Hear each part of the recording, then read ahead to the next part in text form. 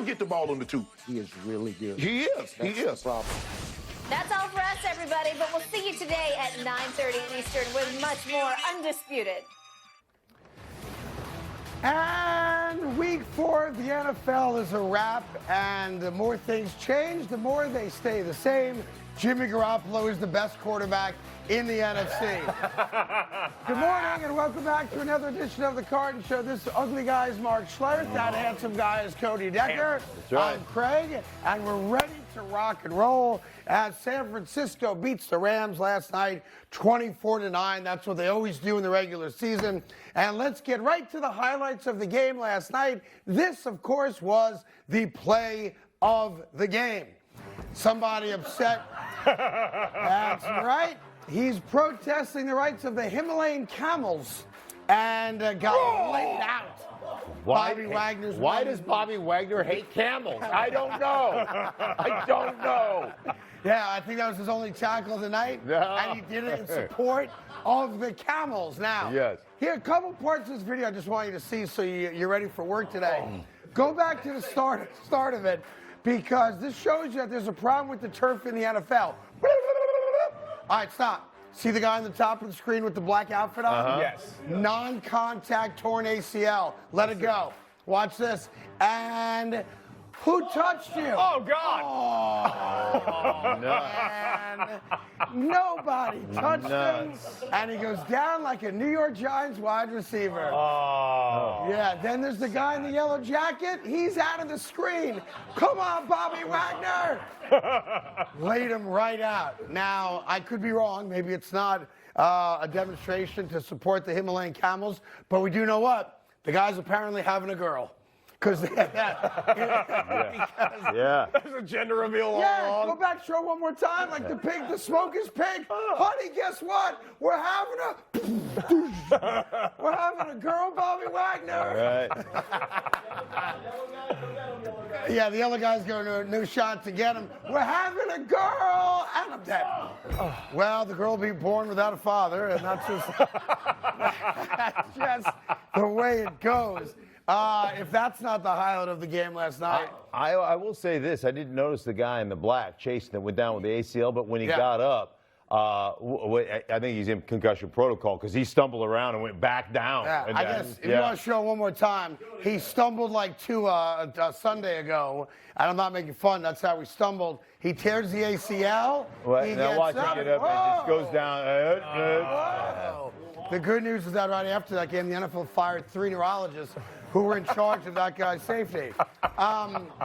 If that's not the highlight of the game last night, as San Francisco does win 24-9, they're all now in a tie for first place. Seattle, Arizona, the Rams, and San Francisco. Everybody's 2-2.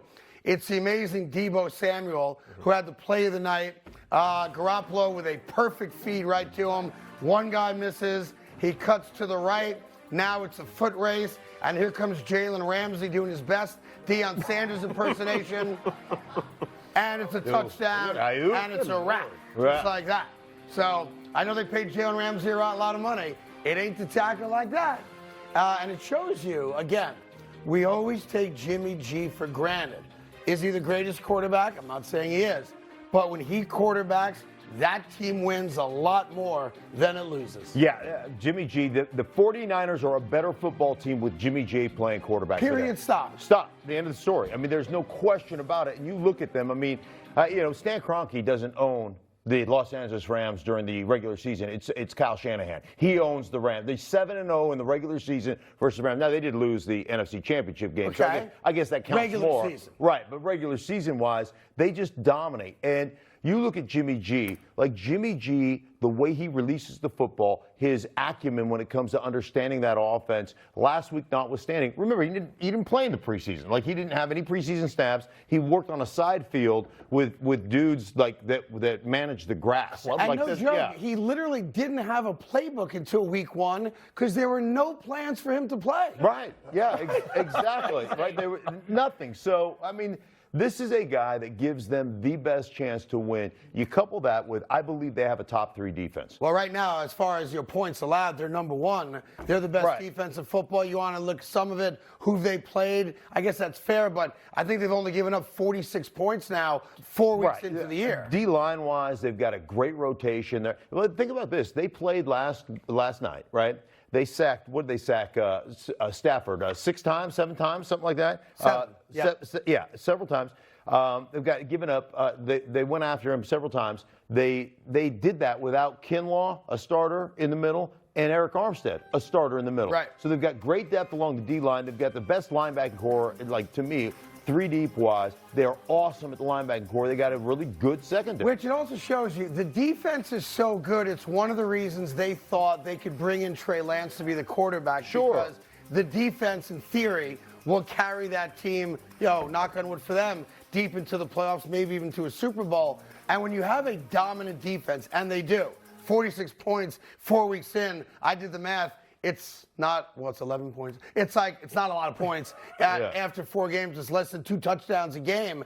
You can allow a young quarterback to develop because he doesn't have to win games for you. Now you add a veteran quarterback who's been to a Super Bowl, been to 2 NFC championship games, and has a chip on his shoulder. Doesn't make him a better quarterback, but makes the San Francisco 49ers a team you have to worry about all year long. Yeah, it certainly does. And you're 100% right about their defense. As good as their defense is, Jimmy Garoppolo just gives you an opportunity. One, the guys love him. Within the locker room, they love him. There's a chemistry there. They love the guy as a player. 2, he knows the offense. He understands the offense, and there is nobody. Like, if you lined up 10 quarterbacks or 20 quarterbacks and you said, hey, let's have a distance test, like who throws the ball the furthest? Sure. Jimmy Garoppolo would be, I don't know where he would be, but he's not going to be winning. Right. But when it comes to just purely spinning the ball and your ability to be late with the football, there is nobody that has any quicker release. You're saying, I want to be clear about that. His ability to be late with the ball as if what he doesn't do well benefits him, or being late with the ball on purpose? He can be late with the ball,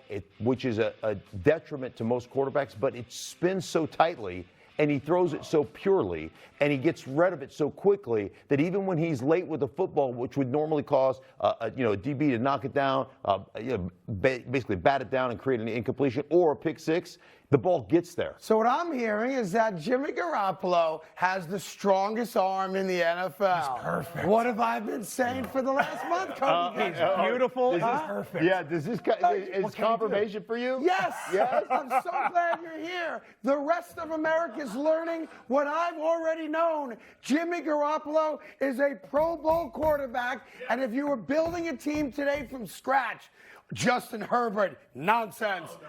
Patrick Mahomes, garbage. Jimmy Garoppolo is the guy you start an NFL franchise with unless you have Zach Wilson. How do you sleep at night? Well, I understand the Jets might be a little upset at some of my recent comments, so I'm trying to butter them back up so I can get another Jets sweatshirt for the show. Oh, good. Maybe not. Positive vibes. Deebo Samuel, best player on every field he's on, talked after the game yesterday about how all the DBs in the league are deathly afraid of him. Listen to this. How does it feel when you look into the DB's eyes and you know that they don't want to compete with you all day long? I don't even look in their eyes no more. I don't even look in their eyes no more. I just go out there and line up, and you can just see them like, oh, here come Deebo. Here he come. I know it. They don't want none of that. Yeah, it's funny. If you could just replay that, but I'm going to ask the question instead of the reporter, right? How does it feel when all the strippers look in your eyes? Play it again and see if it has a different meaning to you. I don't know, maybe a similar question, but a different meaning. I don't even look in their eyes anymore. They just know that Deebo's coming. That's my guy right there. That is my guy right there. Covered in Vaseline. Apparently, we're not going to play. Oh, yeah, we are. Okay, you know the question now. Go ahead, let it play. With all but you can just see them like, oh, here come Deebo. Here he come. I know it. They don't want none of that. How does it feel when you look into the DB's eyes and you know that they don't want to compete with you all day long? I don't even look in their eyes no more. I don't even look in their eyes no more. I just go out there and line up, and you can just see them like, oh, you can kill it now.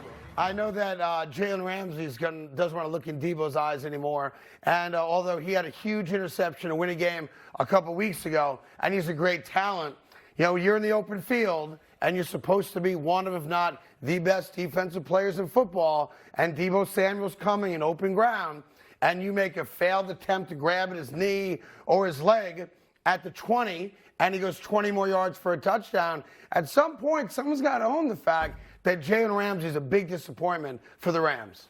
Well, so far this year, he's one of those guys that will gamble. He'll make a bunch of plays, and they ask him to do a bunch of stuff. To be fair, just tackle the guy. Well, like, what am I asking you to do? What? Earn your salary? Right. Well, like, what was just, that? Like, it's so easy because Deebo is, Deebo is he's a fullback with 4.4 speed. Okay. He's a fullback with 4.4 speed that plays. He's one of the most complete. He's just a football playing Jesse. So it's like. So you think so that's easy. Let me ask you that a ain't question. easy in the open field. I didn't say it's easy. I'm saying you're the best defensive player on the team. You keep telling us that. You're the best cover guy in the league. You keep telling us that. You can't. Right? I get that you can't miss tackles, but I will say this. I will say this. That dude is still a really good player. Now he'll gamble and he'll make some mistakes, but I promise you, you put anybody in the open field against Deebo Samuel, you know what? In the open field like that, with that much space around him, Deebo's going to break every tackle. Well, listen, maybe Jalen Ramsey should make the money he makes. Unless that particular defensive player plays for the Jets, right? Then he makes the tackle. Then that whoever fill in the blank player makes the tackle. He might not be coached well, but he's gonna make the tackle.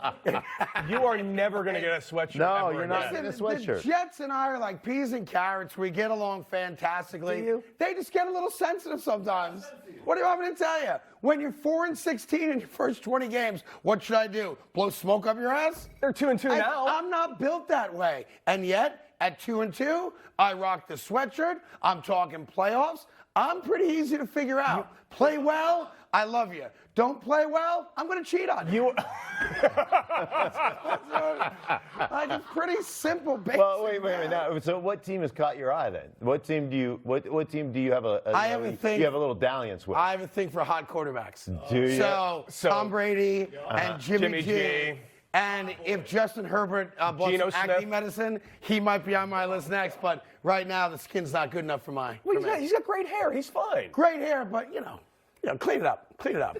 Let's clean it up a little bit. You're an NFL player. Clean it up. Look, you know what I'm talking about. He's 12. Right. He'll grow out of it. He looks like my son. Clean it up a little bit. He's age appropriate enough to get a Clearasil deal, though. Yes, he is. Yes, he is. So you should be an agent, not a talk show host. Anyway, the week is over. Amazingly, we're already getting ready for week 5, so getting all pumped up for that. There's some great games in week 5, which we have plenty of time this week to get to. We have a lot more coming up as well, including Odell Beckham Jr. flirting, as he always does. 2 teams in one day? He's a whore. And we're going to walk you through exactly why after this on the Carton Show.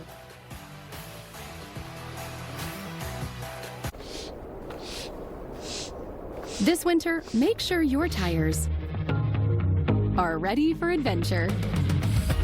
Right now at Midas, buy 3 Cooper tires and get 1 free. Schedule your tire appointment at Midas.com. The new Subway Series menu, the greatest sandwich roster ever assembled. For more on the new boss, here's Patrick Mahomes. Incredible. Meatballs, fresh mozzarella, and pepperoni. Oh, the meatball's out. I thought he never fumbles. The new Subway Series. What's your pick? When we were a motorized bicycle company, they said that's fine for the streets, but you'll never win a race.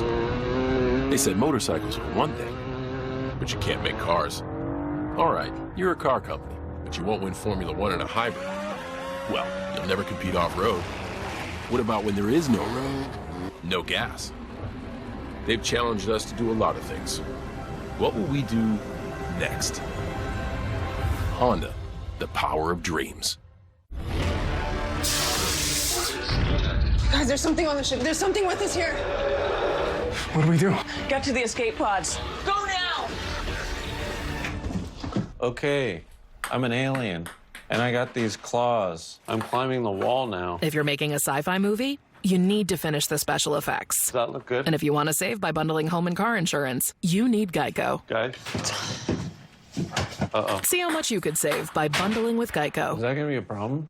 We always believed the welcoming spirit was a small town thing. Turns out, we were wrong.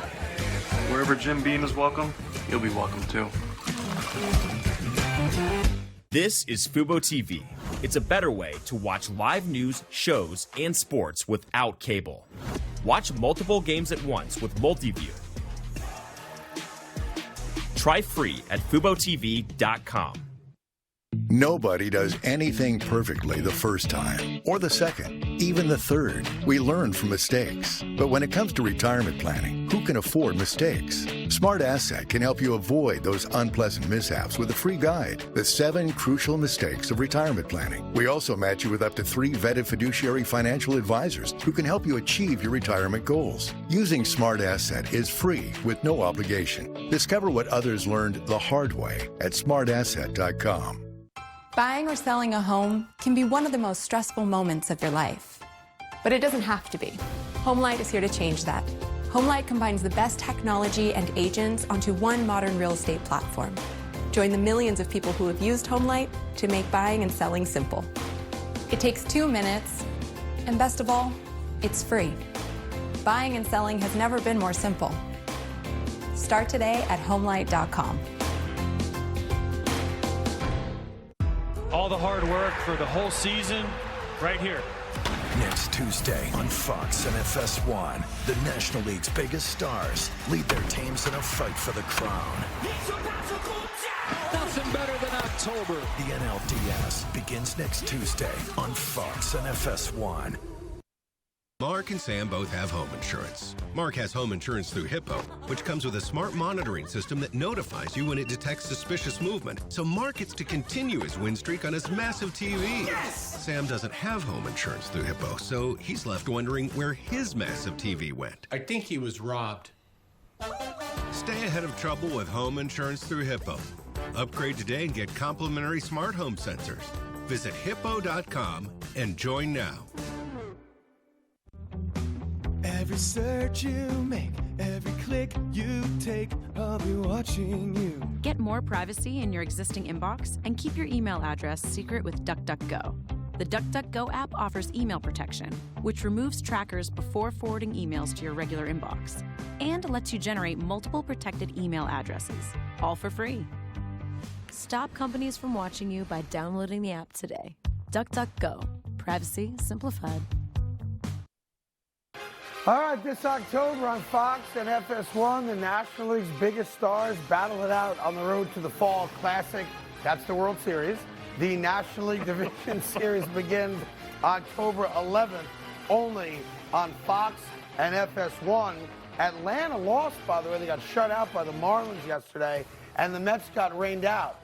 So we're waiting for the coronation of the Atlanta Braves as National League East champions, but it didn't happen yet. They just got to win one game, or the Mets have to lose one game. But they got shut out by the Marlins, and the Mets didn't play. The Mets have a doubleheader today, and the Braves will try to recover from their hangover after sweeping the Mets. But that is the only division right now that is still up for grabs. And speaking of that, Aaron Judge did play last night.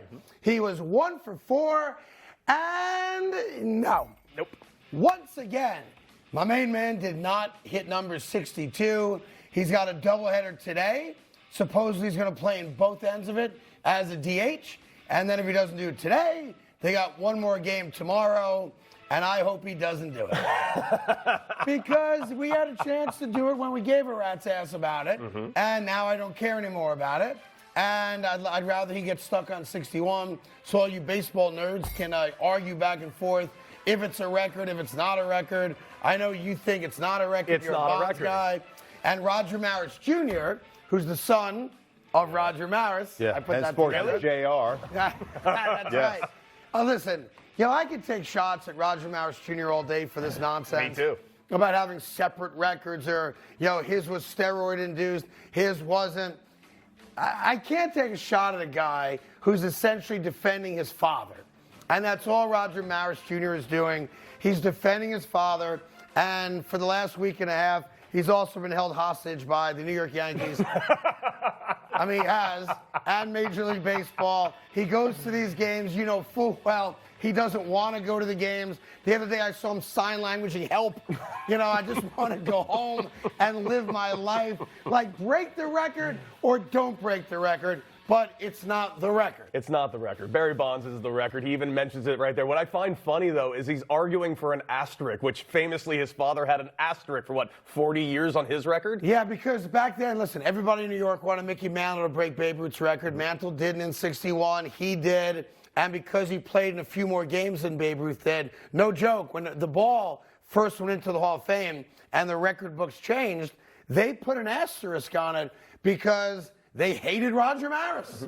And he was the nicest guy in the world. He really was. So it's funny that he wants essentially what the family fought against for so long, which is this is really the record. Yeah. You're a baseball guy, right? Yeah, absolutely. Listen, here's what I hate about baseball, okay? Let's turn a blind eye to what's real. So, Major League Baseball, listen, you basically encourage guys to use roids. Yep. Barry Bonds was a 3-time MVP before he ever got on roids. Why? Well, because everybody else was beating his records and getting paid to beat his records. And Bud Selig's in the Hall of Fame. Does he have an asterisk by his name? He does not. No. He's dollar signs. Because, not an asterisk. because he let that happen. There's other guys that let that happen. You think the hitters were abusers? Try the pitchers. Mm-hmm. They were probably the worst abusers. And so, at that point, for me, I was like, hey, you should get fined or you should have an asterisk if you're not using roids. Everybody there should be using them. And I hate this fact that can we move into what is the future in baseball as opposed to being so tied to our past, so tied to the history. It takes an act of Congress to change a rule in baseball. The NFL just goes, oh, this rule's not very good. We'll change it tomorrow, okay? Oh, wait, we want more scoring? Yeah, we'll change it tomorrow. Let's have more scoring. Woohoo, right? You can't touch anybody. Right. And baseball, let's move forward a little Please. bit. Who gives a rip? Yeah, I don't care. The whole thing in baseball's always been, the purists of baseball, the stewards of the sport. I agree with you 100%. Right, it's the worst. It's why baseball's having trouble right now, getting younger viewers and all the other stuff that we can talk about forever and a day. It'd be nice if he does it. It would be the American League record. Yes. It won't be baseball's record. No. And the ball's worth $3 million. Right. If you don't like the shift, guess what? Remove it. But don't talk about it for 3 years or 4 years or 5 years or 8 years or 10 years. Just remove the damn thing. We've been talking about robot umps for 10 years. All so we can watch, every single umpire ruin baseball games? It's right there. We have the technology and we don't do it. Hey, look at you guys. Look at you guys. We don't want Look at this. Wait a look minute. at Now, this. this is where I have to. Look at this. Hey, that's where I have to put my foot. No. Angel Hernandez ruins baseball. Have you not watched like the Terminator? Yes. Once you get robots involved, I agree. We can't go down that road. Yes, we can. We've had our chance. Unplug those guys. Next thing you know, they're running everything. You guys can finish this conversation at a deli across the street. And I am pro-robot. Matter of fact, I was on Amazon today. What? Well, how can you be pro-robot? No, real. You not. Huh? You can't be pro-robot. Did you have some proctologist surgery, robot surgery? Did you fall in love with a robot? Yes, he did. Well, there's two answers to that question. Right. Yes and yes. Elon Musk is my hero. Uh-huh. Yeah, he just built an actual bot that loves me. Yeah, I just keep asking, do you love me, honey? Yes, I do. You are the greatest. Your show is going to be #1. Jets are going to the Super Bowl. Right. That's right. That's a horrible lying robot. Meanwhile, just a weird segue baseball-wise, you never know what celebrities are into any sport, right? You find out sometimes after the fact. Elton John's on his retirement tour. Big fan of Elton John's. I thought he should have done the Super Bowl halftime show. He's in Tennessee performing and got word that the Atlanta Braves on Sunday swept the New York Mets. Now, I don't know why I find this interesting, but I do, so you have to see it now. Here's Elton John acknowledging what took place. Watch this. And something that makes me very happy tonight, the Braves swept the Mets. And here's the thing. They're just Elton John fans in Nashville having a good time. They're like, what did he say? I don't know. Yeah! Elton John is a die-hard Atlanta Brave fan. Who knew? Raw, their love. I love the Braves. I do feel really bad for the Mets fans now because the Braves have Elton John and the Mets are only pulling out Timmy Trumpet. Yeah. That is not good. And they've lost like 30 games since they had that live Timmy Trumpet concert. Wait. What? When did Wrong? when did Elton John become Drake? Like when did he become a front runner? Like what is his affiliation with the Braves? I guess he used to live in Atlanta, a suburb of Atlanta. The Braves won the World Series last year, and you know how those Brits are. Right. They're bandwagon jumpers. Oh, democracy? Yeah, okay. Okay. Meanwhile, I did tease that OBJ was a whore, so I feel like I need to come full circle on that, and I will. Odell Beckham was at Giants training or practice facility yesterday or the day before, so everybody went crazy. Oh, my God, OBJ's in the building. OBJ's in the building. He's friends with Sterling Shepard, who sadly tore his ACL non-contact injury, which we talked about last week, and he's a friend. So he went there just to see his buddy and support him, but because the New York Giants really don't have any good or healthy wide receivers, Kenny Golladay is not going to play in the London game on Sunday against the Packers. People think if the winning continues and we are a playoff threat, do we maybe make an offer to bring Odell Beckham back? Giant fans would love it. But Odell Beckham's not coming back to the Giants because the Packers would take him, Tampa would take him, the Rams clearly would take him. But the fact that it's out there shows you this guy knows how to play the field. Sure. And you got to respect it because he went from going to Giants camp to also putting out a tweet about his love for the Green Bay Packers and Aaron Rodgers. Thus, I shouldn't overuse the term whore, so I'm not going to, but he's a whore. And frankly, I love it because he's basically, as you see the tweets right here, he's basically publicly courting lots of teams and teams that right now look like they might be in the playoffs. Yeah. You got to respect that. No, you do, and I appreciate you not being gratuitous. Thank you. I mean, it shows incredible restraint on your behalf. Thank so you. that I just wanted to recognize that. You did mention the Giants, and then you said potential playoff teams. Yes. Right. They were a game out of first place. Yeah, we've eliminated them already. They've been mathematically eliminated. Wait a minute. No, they haven't. I'm looking. No. I've got all the notes here. How do you figure that one out? Because I've watched them play. Because I've watched them play. All right, that's how I figured it out.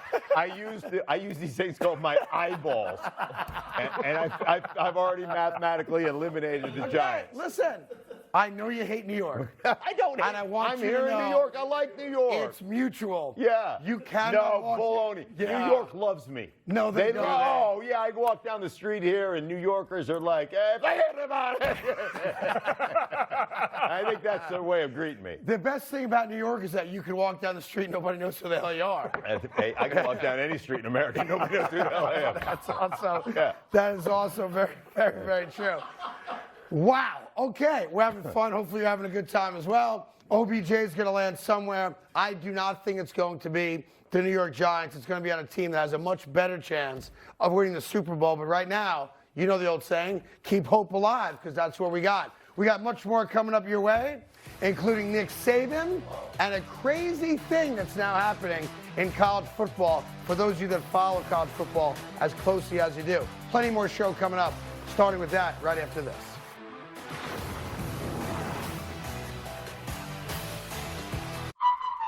We've obtained documents revealing that Carl's Jr. and Hardee's have Charbroiled Double Deals starting at $2.99 each. Can I take a closer look? Oh, wow. Bite into these double deals starting at $2.99 each at Carl's Jr. and Hardee's.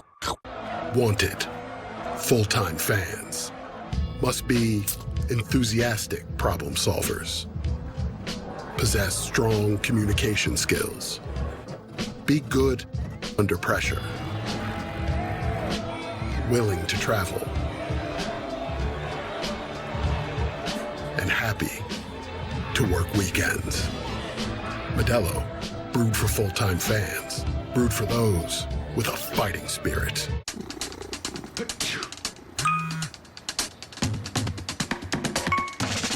New Astapro Allergy. No allergy spray is faster. With the speed of Astapro, almost nothing can slow you down. Because Astapro starts working in 30 minutes, while other allergy sprays take hours. And Astapro is the first and only 24-hour steroid-free allergy spray. Now without a prescription. Astapro and go. I think I changed my mind about these glasses. Yeah, it happens. That's why VisionWorks gives you 100 days to change your mind. It's simple. Anything else I can help you with? Like what? VisionWorks. See the difference. Can you believe this? Doug Flutie and Frank Thomas. You guys look great. Once I turn 40... Let me guess, less energy, less drive? Definitely. It's not your fault. It happens to every man. Testosterone levels drop as you age. Happened to you guys? Yep. So what did you do? We got Nugenix Total T. To get your complimentary bottle of Nugenix Total T, text SURGE to 231231. This unique man-boosting formula is powered by Testofen, a patented key ingredient clinically researched to help increase testosterone levels. That does it. I gotta get Nugenix. Just send a text for a complimentary bottle. And by the way, she'll like it too. Get your complimentary bottle of Nugenix now. Text SURGE to 231231. Text now and we'll include a bottle of Nugenix Thermo, our most powerful fat incinerator ever, with key ingredients to help you get back in shape fast. Absolutely free. That's SURGE to 231231. Hi, I'm Ted Ligety, two-time Olympic gold medalist and five-time world champion. Buying or selling a home is a huge decision. You need to win. It means everything for you and your family. I've won a lot, and I know how important it is to work with a great team. That's why I trust HomeLight. HomeLight works with the best local real estate agents, proven winners. Over 1 million people have used HomeLight to sell their home faster and for more money. It only takes 2 minutes, and it's free. Get started for free at HomeLight.com. Fiverr freelancers developed my app exactly as I envisioned it. All I did was log on. I found freelancers. I picked the one that would fit my budget and the one that had great reviews. Join Fiverr today and get something going. This is Sandra. She gets her financial advice from her mother. This is Tony, who gets his financial advice from his old college roommate. And this is where Frank used to sit. He got smart about retirement at smartasset.com. They matched him with vetted fiduciary financial advisors to help turn his retirement priorities into a retirement reality. Everybody sure misses Frank. Can someone get that? smartasset.com. Take our free quiz and be matched with up to 3 vetted financial advisors. Get smart about retirement. Football, beer, wings. Yes. Boneless wings on pizza. TVs, overtime, wings on pizza. Sauce, friends, wings on pizza. Wings, pizza, pizza, wings, wings, beer, and now pizza. B-Dubs is the only place for football. October 15, one of the most feared heavyweights in history is back. Deontay Wilder squares off with Robert Helenius. Plus, Caleb Plant, Anthony Durrell, and more. Saturday, October 15th, live on pay-per-view. Buy now on the Fox Sports app and watch on any screen you want.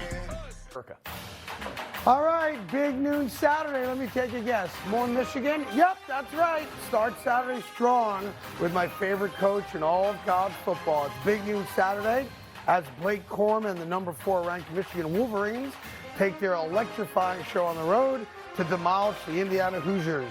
It all starts with Big Noon Kickoff Live in Bloomington at 10 a.m. Eastern, and then it's Michigan, Indiana at noon on Fox. Hey, real quick note that I didn't think about until right now, so no one's going to be able to follow me on this. Syracuse is 5-0. Syracuse played Wagner over the weekend. They were like 50-plus point favorites, okay? They're blowing Wagner out. Sure. They go to halftime, and Wagner does it for a paycheck. They're a much smaller school in a different conference, right? The coaches and referees got together at halftime, and they agreed to shorten the second half because it was a non-competitive game. So they took like 4 minutes off each quarter so that Syracuse wouldn't win by too much. Here's the problem with that. You've now gotten into bed with legalized gambling. There are people that bet money on the outcome of college games. The over-under came into play, and the spread came into play. So how can you shorten the second half of a football game that you're allowing people to wager on because one team is so much better than another team? I couldn't believe that. I've never seen that before. No, I've never seen it either. And it just goes to show you shouldn't gamble. Yes, well, that's I agree. That's what it comes down to. Yeah, that's what they're trying to tell you. Yeah, there's By the way, people that for sure lost money on that. What are the orange? The orange? Yeah, the orange. It's a fruit. Yeah, I really. And it's got a peel, and on the inside, it's very juicy. What's the fight song? Listen, you know, you grew up in where the orange will squirt citrus in your eyes. Orange. Like, what the hell is that? Is that the official Syracuse fight song? How'd you know our fight song? Yes, exactly. I mean, it's amazing for a guy who grew up without electricity that he figured out the Syracuse fight song as a child, right? With the orange. Yeah. The orange. Ooh, I lived in an igloo. I'm tough. Yeah, you are. I wrestled polar bears. That's what I did for a living. Meanwhile, the other big college story is happening at SMU. And it's not a story so much about SMU because nobody cares about SMU. It's what the players are now doing. There's a rule that if you want to leave a team that your scholarship out of playing at, having played less than 5 games, you can put yourself in the transfer portal and you don't lose that year of eligibility. So there's a handful of guys at SMU, and they're 2-2 right now, who decided I could play for a better school and not lose my eligibility. So they've left SMU, they're going into the transfer portal, and they leave SMU shorthanded. That doesn't seem like it should be allowed. Right. No, you're right. It should. It doesn't seem that way. But here's the issue with college football in general. You know, you've got this billion-dollar industry that the fat cats in the NCAA and in college football have been making, billions of dollars every single year. And you get some equity from a player standpoint where, hey, man, I don't have to be abused if I don't like this situation that I'm in. I don't have to stay somewhere if I don't like the situation that I'm in. I don't have to do any of those. And I understand that that's probably not it's probably not the best thing, or it's probably not the spirit of the transfer portal. But there are guys that go into situations and they're in a system, maybe the coach changes, maybe whatever. It doesn't fit who they are as players. Like, good for them for having an opportunity to leave. I agree with that. I just don't think you should be allowed to decide 4 games into a season, this isn't working out for me, I'm out. Because it's going to now happen at much bigger schools. Like, if I'm, I don't know, the starting quarterback at an SEC school, and for whatever reason the coach falls out of love with me, and I'm 3 games in, and I've thrown 10 interceptions, and my draft stock's fallen, I'm out. I'll just go to your competitor and play for them. So I love the fact that players have some freedoms now. Right. I love the fact that they can make money now. I don't like the fact that you can decide middle of a season, I'm out, and not lose eligibility. But you're okay with the coach? You're okay with the coach who decides, hey, you're my guy, you're my guy, you're my guy, until you're not my guy? I'm not. See, because what's good for the goose is good for the gander. It's like when people get pissed off at players who say, I'm going to sit out because I want more money because I've outplayed my contract, and fan base goes and the organization goes, honor your contract, but we'll sign you to a 4-year deal and cut you after 1 year. Right. And everybody goes, oh, that's okay. We don't have a problem with that. Listen, if the coach makes you promises and then he reneges on those promises and doesn't treat you right or fairly, and you've got time to walk away, walk away. Yeah, if it's okay for them, then it should be okay for the players. But you're setting up a very specific situation, and I agree 100%. The majority of these kids are not transferring necessarily just because of that. It's because, hey, I got a phone call from a guy who says they like what they see on tape. I can go to a bigger school. Maybe I go to the NFL. So I just think you got to be careful if we're going to let there be that kind of mayhem. That's all I'm saying. There's already a big problem with this in the NCAA and other sports. This is only just starting in football, and right now the transfer portal, say in baseball, and I know we don't want to get into baseball, but the transfer portal is a nightmare. Guys are getting stuck in there, and their careers are ending very early. Well, it also is... That takes us right back to robots. You get stuck in that transfer portal. Listen, I'll let you borrow my robot, all right? Where am I? I'm in the portal. I can't get out. You're in New York for a couple of days. She's wonderful. Right. And she cleans, too. Does she? Is it Polly's robot from Rocky IV? Right. Meanwhile, from a program that's going nowhere, SMU, to the now #1 ranked team in America, despite not having the most #1 votes, Nick Saban does not like the media. Check this out. You've talked about Jalen Milroe's unique skill set. Just given that, is there a thought of maybe putting a package together for him regardless of Bryce's injury status? We already have one. So. Hello? Do you want us to put a new one together now just because he might play, or use the old one? You guys think I'm going to tell you what we're going to do with our offense and our team? Could you please? It would be nice. You might as well make it up. I saw today where there's headlines in the paper that, I'm going to keep it a secret what we're going to do with Bryce. It sounded like me making that statement, but I've never said that. Well, maybe I made it up. I mean, yeah, he just hates the media. That's where Belichick gets it from, by the way. And Nick Saban just doesn't want to offer anything. By the way, in that one specific context, I don't blame him. If someone said to you, hey, what's the game plan for this week's game? Sure. Oh, well, we're going to come out in the shotgun, we're going to go 5 wide, and we're going to throw the ball on every first down. Like, it's stupid. It's another stupid question, but that's a douchey answer from Nick Saban, and he's the king of the douche canal. So, yeah, what do you expect from Nick Saban? The one thing I do like is that he was sponsored by Coca-Cola. Memo to Fox Sales. I'd like to be sponsored by Coca-Cola, too. Get on it. Meanwhile, from college football to making sure that you're up to date on all things viral, because we'd hate for you to go to work and be the one guy not in the know. Cody's on the net. What do we have? Craig, you are very famous for your gender reveals. Of course, your famous Yankee gender reveal this year. Yes. Well, I love it when gender reveals go wrong. For instance, like last night at the game, or this? Like this. Oh. Guy's going to swing at a ball to make it explode, doesn't take the swing, and the person catching, which, by the way, why is there a catcher back there? Yeah. Smoked right in the face. Oh. In the face. But good news, Billy, we're having a boy. You're allowed to say boy, right? Yeah. Yeah, I think so. Yeah. You're still good on that. All right, cool. Yeah, right in the noggin. I like that. And I like the kid standing behind him like, oh, shoot, I'm having a little brother. She disappeared. Is that yeah, all right? You know what the best part is? You're right, Cody. The batter's got a good eye. Yeah, it's a ball. He's like, wait a minute. That's high.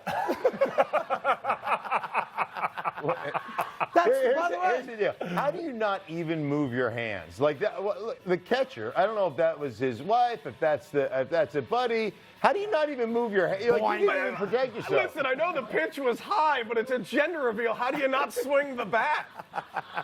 By the way, that's the way teams have been pitching Aaron Judge for the last week. All right. What else you got? As a Laker fan, this really bothers the living hell out of me because it's Shaquille O'Neal making every single free throw, but not with a basketball, with chickens. What I would have given for this in 1999. The Lakers should have had 5 championships in a row. I just want the chicken. Yeah, like, why are we throwing chickens? Like, what? Why don't what's we going to throw happen? chickens? Shaq keeps doing that. There's going to be another guy on Monday Night Football running onto the field. Save the chickens from Shaq. Dude, if those were basketballs, he'd have been 0 for 5. That's very true. Very true. And what else you got? Lastly, speaking of basketball, there's a Chinese group that have all these kids in an incredible synchronized bouncing ball scenario. And all I can say is, good luck, America. It's over. They're better at everything than us. Wow, Look at that's this. awesome.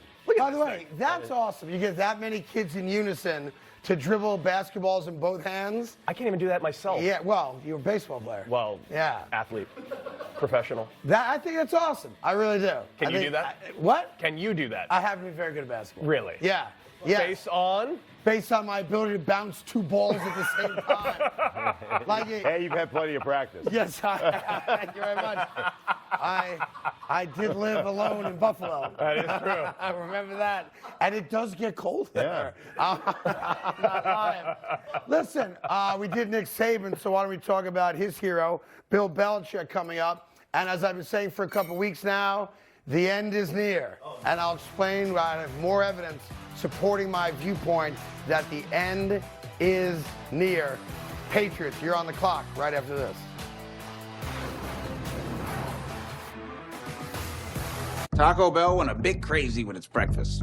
It was too much. What you need in the morning is tasty, simple food. Fluffy eggs, sausage, hash browns, and a warm tortilla. They should open a restaurant that only serves those breakfast crunch things. You riffing, or is this part of the commercial? Can you believe this? Doug Flutie and Frank Thomas. You guys look great. Once I turn 40. Let me guess, less energy, less drive? Definitely. It's not your fault. It happens to every man. Testosterone levels drop as you age. Happened to you guys? Yep. So what did you do? We got Nugenix Total T. To get your complimentary bottle of Nugenix Total T, text Yes to 42424. This unique man-boosting formula is powered by Testofen, a patented key ingredient clinically researched to help increase testosterone levels. That does it. I gotta get Nugenix. Just send a text for a complimentary bottle. And by the way, she'll like it too. Get your complimentary bottle of Nugenix now. Text Yes to 42424. Text now and we'll include a bottle of Nugenix Thermo, our most powerful fat incinerator ever, with key ingredients to help you get back in shape fast, absolutely free. That's YES to 42424. A job well done deserves the perfect thank you. So you planned that thank you thinking of every detail with the promotional product experts at 4imprint. They had the items you were looking for, printed your logo perfectly, and guaranteed your order would arrive on time. And now, did you get it right? You most certainly did. When the moment needs to be just right, go to 4imprint.com. 4imprint, for certain. If you watch football on TV, you need Fubo TV. The most college football you can get without cable. Stream up to 4 games at once with Multiview. Try free at FuboTV.com. Most people should tell the truth. But we're not most people. We're the Romans. People like a little Game of Thrones with their country music. Monarch, all new tonight on Fox. I think I changed my mind about these glasses. Yeah, it happens. That's why VisionWorks gives you 100 days to change your mind. It's simple. Anything else I can help you with? Like what? VisionWorks. See the difference. Can you believe this? Doug Flutie and Frank Thomas. You guys look great. Once I turn 40. Let me guess, less energy, less drive? Definitely. It's not your fault. It happens to every man. Testosterone levels drop as you age. Happened to you guys? Yep. So what did you do? We got Nugenix Total T. To get your complimentary bottle of Nugenix Total T, text FORT to 231231. This unique man-boosting formula is powered by Testofen, a patented key ingredient clinically researched to help increase testosterone levels. That does it. I gotta get Nugenix. Just send a text for a complimentary bottle. And by the way, she'll like it too. Get your complimentary bottle of Nugenix now. Text FORT to 231231. Text now and we'll include a bottle of Nugenix Thermo, our most powerful fat incinerator ever, with key ingredients to help you get back in shape fast, absolutely free. That's FORT to 231231. Hi, I'm Jeff from Nuts.com. When my grandfather started this business, he relied on freshness, quality, variety, and service. We still deliver the freshest nuts, dried fruits, snacks, and sweets to families all around the country.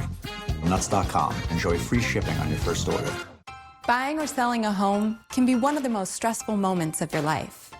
But it doesn't have to be. HomeLight is here to change that. HomeLight combines the best technology and agents onto one modern real estate platform. Join the millions of people who have used HomeLight to make buying and selling simple. It takes 2 minutes, and best of all, it's free. Buying and selling has never been more simple. Start today at HomeLight.com. You know, you guys asked if I could do it, so I figured I'd at least back up my big mouth here. Kids bouncing a ball. Looking good. Not all that hard, folks. Bad. Not all that hard at all. There you go. See, bouncing the ball. Wait, but you guys, you need 2 balls. It's not the only thing I can do, Schlereth or stink. You know what else I can do? What's that? I can dunk on your... Oh! Yeah. I blocked that. Did I not block You blocked it. Oh, God! Fred, you had the chance! How did I miss that? Oh! I am the world's greatest athlete. Oh. Don't come over here with that mess. Give me. Get out of here. I'm sure they got a replay of it. Let's take another look. I surprised him. He didn't see it coming. I went, and I just flat out missed it. Oh, yeah, well, I got a good piece of the ball there. My hero is Ben Simmons. Pass the ball. Pass it. I mean, what? Oh. I'm very upset with myself. Pro athlete. I just ruined my entire day. I cannot. We set that up perfectly. He had no idea it was coming. He didn't block it. I just flat out I'll missed be the at shot. Dick's Sporting Goods later signing autographs if you guys want to swing by. Right in Times Square. Just swing by. All right, I'm going to put a list of coaches up on the screen that you guys know nothing about. Okay. It's my mystery list of coaches. Andy Reid, Sean McDermott, Vrabel, McCarthy, Cliff Kingsbury, and Colts head coach Frank Reich. So here's the mystery question. What do they all have in common? You got 6 guys up there, active head coaches. What do they have in common? Put the list back up. Let people see it one more time.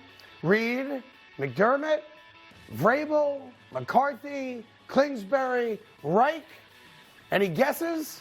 If going once, going twice. All right, I'm going to reveal it. Mm-hmm. Every one of those coaches, and there's 6 of them, have more wins than Bill Belichick does in his last 38 games. He is under 500. He is 18-20, and even the embattled Frank Reich has more wins than him. So we're learning a little something. When he doesn't have the best talent, a.k.a. Phil Jackson, right? When he doesn't have the best quarterback in the league, while no one's questioning his legacy and all the Super Bowls and first ballot Hall of Fame and all that stuff, I agree with all of it. Greatest coach any of us have ever seen, better than anybody else. But he doesn't have a quarterback now, and he's under 500 in what amounts to just over 2 full seasons in the NFL. That story needs to start being told a little bit more. Listen, when it comes to the NFL, it's about your Jimmies and Joes, right? It's about the guys who play. You got to have great players, right? And especially in a quarterback-driven league, you have to have a great quarterback. Now, you know, the majority of that has been with Squishy Mac. So he's got a rookie quarterback, right? You know, that he's done that. You know, you put up Andy Reid. Well, Andy Reid's had Mahomes during that time, right? Donovan McNabb in Philly. You look at Frank Reich, and even though Frank Reich has 21 wins, he's done it with Phil Rivers. He's done it with Carson Wentz, and now he's got Matt Ryan. 3 guys that, you know, 2 of those guys in Matt Ryan and Philip Rivers are borderline Hall of Fame guys. Okay. So, I mean, veterans, though, is the point you make. Right, veteran quarterbacks there. So, I mean, like, I get it. I understand how important it is, and coaching is extremely important. But if you don't have, I don't care how good a coach you are, if you don't have the players, right? Because it really comes down to the players. But that's if you don't always have the the point, players, right? The point's always it's like the nature versus nurture argument. Sure. Pick a side and go with it. And I can defend either side, Is it right? Belichick or is it Brady? Bingo. It's Brady. He's the world's greatest American. It's always going to be the player. Right. And he is the world's greatest American, but we overrate coaches sometimes. Now, a bad coach can certainly take a good situation and mess it up. There's no doubt about that. But an average coach can also be the benefactor of great players. Sure. We've seen that. And I want to be very clear. He is a first ballot Hall of Famer. His legacy can never be tarnished. But at some point, we also have to acknowledge we're not at the beginning of the end. We're in the middle of the end. And it's not going to get any better because, again, he's now on a 3rd-string quarterback. They don't have a great defense. Well, it's good. They don't have a great offense. Nobody wants to play there anymore. And I'm going to sit back, and I'm going to enjoy every minute of it because for 2 decades, they owned my New York Jets, and he defriended me before defriending people was cool. By the way, though, I mean, you do have to look at what they did last year. They went to the playoffs. I mean, I know that we forget about this. They were a playoff team with a rookie quarterback. And gave up a touchdown on every single possession of the game to the Buffalo Bills. It was the single worst playoff performance in the history of the NFL. Okay, but what were, you know what? Okay, you know what we can't forget about that. You know what you and the Jets were doing? You were watching it. Oh. That is true. How else are you going to learn? Now, since I'm on Belichick, I'm not going to get off of it just yet. Earlier this week, it was actually last week, pardon me, when he was asked about the status of Mac Jones. Remember that famous press conference? Yeah. Well, I'm not a doctor. Right. You know, he's day to day. What do you want me to do? Read MRIs? And people go, okay, yeah, he's right. He's not a doctor. Can't read MRIs. But then he was asked about this whole concussion stuff because of what happened with Tua. All of a sudden, my man went from, he's day to day, I can't read MRIs. Ask the doctors. I don't know what MRIs look like. To now coming out saying, in his past as head coach of the Patriots, and I suppose maybe with the Browns as well, that there have been times when the medical staff of the Patriots said, this guy cleared protocol, he can play. But Bill looked inside the guy's head and recognized that he wasn't okay to play and wouldn't play him despite medical clearance. So last week, he can't read an MRI. Now, he can read an MRI without taking an MRI. Just by looking at you, that Svengali look, and he can say, you're not right. I'm looking inside your dome. Yes. And you're not right. He learned, he got a medical degree in a week. It's like the people that go to Guatemala for butt implants. He went to the same exact hospital and got a degree. How does he fit the time? Can I tell you, the guy's amazing. The guy is absolutely. Who was that old? Remember old Star Trek when we were growing up? You and I were kids about the same time. I'm not a Star Trek guy. I am. Yeah. Well, okay, you guys talk about it. What was the doctor's name? Was it McCoy? McCoy. I'm not a doctor, Jim. I'm a doctor. Right? I mean, like, you're not a doctor. Which one are you? That was I'm not a doctor. But that was a good McCoy, right? very good Just McCoy. just off the top of my head. Damn it, Jim! I'm not an astronautologist. I'm a doctor. Yeah, I'm a doctor, Jim. You said I'm not a doctor. I am a doctor. I know, because he was always like, Jim, I'm a doctor. By the way, you got caught. You got caught. Schlereth just got caught. He didn't watch Star Trek. He watched Ace Ventura 30 times, and he likes the scene in the Dolphins' tank. I know what you're up to. I can't do it, Jim. I don't have the power. Yeah, I did. Now, see, all of a sudden that comes back. No, I did watch. That was Scotty. I did. Character. That was. Oh, see, Scotty. See, look at. Yeah. You're mixing your metaphors, Carton. I'm not mixing. Big surprise. That's the line. Surprise. That's the line from the movie. Yeah. I can't do it, dog. I don't have the power. Yeah, but that wasn't Jim McCoy. That was Scotty. Yeah. He was the engineer. I'm giving her all she's got, Captain. That's a great Scotty. Right. Come on, dude. This is a great Star Trek show. Wow. Yes. Wow. Star Trek. Never saw that coming in a million years. Hey, me neither. Wow. Dude. And it wasn't me that did it. Yeah, those Alaskan nights. Dude, I grew up in the dark. I mean, what was I supposed to do? Yeah, exactly. Half the year. Right. I got it. Yeah, one of the worst phrases you can ever hear if you're a fan from an active player, and it's a dirty word right now in the NFL, frankly, in all sports, is rebuilding. Okay. No fan wants to hear it because it means your season's over. And now we're going to make some personnel decisions that don't give us a chance to win. Well, Steelers wide receiver Deontay Johnson, unfortunately for you Steeler fans, used that word. I don't want everybody want to win. I mean, obviously, it's a rebuilding year. I'm not going to use that as an excuse. It don't matter who's at quarterback or whoever's in at any position. It's our job to get it done and win games for the Steelers. For us in general, so that's what we got to do, win. That's all I'm focused on, is winning. Yeah, he's focused on winning, but he used the word, it's a rebuilding year. That's based solely on the fact that they're going to give Kenny Pickett the reins as they start in the second half against the Jets last week. Is his hands big enough to hold the reins? That I don't know. Right? I don't know. He's got very, very small hands, which makes him a great lover. But that's for another show. That's coming up next with Skip and Shannon. That being said, you bring in a rookie quarterback. Sure. And listen, he had some moments. The crowd got all into it. But once you make that move, that's the move. And that is the right word, because when you go to a rookie quarterback and you don't know how he's going to perform, but you know there's going to be moments where he struggles because he's a rookie, you're kind of announcing to the fans, we're going to take the rest of this year to figure this kid out to make sure he's our franchise quarterback, right? But you knew that when you drafted him. Yeah. First off, you tried to sell Mitch Trubisky. And they made him captain, and that was a big story, right? But you were thinking about it before you've ever made this move. So, I mean, you played on a Thursday night. You had 10 days to get the rookie quarterback ready. But you didn't use him to get him ready at that point. But at halftime, now's the right time. So this was something that was in your head. Yeah. You knew that this was coming. You knew the eventuality that Kenny Pickett was going to take over and play quarterback for you. For a lot of reasons. A, because where they drafted him. Sure. B, because of who the guy was ahead of. Right. He's a dynamic kid. He moved around. I thought he threw the ball exceptionally well. He had 3 interceptions, 2 of them on tip balls. One at the end of the game where he just heaved it. You know, it was one of those over the top, Hail Mary type of situations. So to me, listen, like, you're not going anywhere with Mitch Trubisky, or Mitchell. or whatever you want to call it. You may not go anywhere with this kid now, but you got to find out if he can play. Right. We started this whole show talking about Jimmy Garoppolo, right? Right. The 49ers right now are better with Jimmy Garoppolo than they are with Trey Lance. Doesn't mean next year they're better with Jimmy Garoppolo. It doesn't mean 3 years from now that Trey Lance isn't the future. But that's the way it works. Right now, you are rebuilding. You're going to see what this quarterback has, and you're going to try to build this for the future. Now, if you can, you got to manage a young quarterback. So you got to run the ball. You got to play great defense. You got to here's the recipe, right? All these things have to happen. We gotta make plays on special teams. We gotta play great defense, turn the ball over, get that. We gotta be in the plus categories when it comes to turnovers. We gotta run the heck out of the ball. We gotta protect the guy.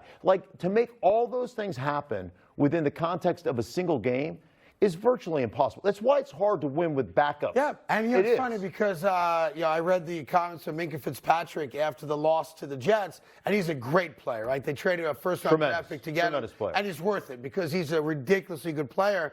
And I felt kind of what he said after the game, which was, it sucks to lose a game when I think we're better than the team we played.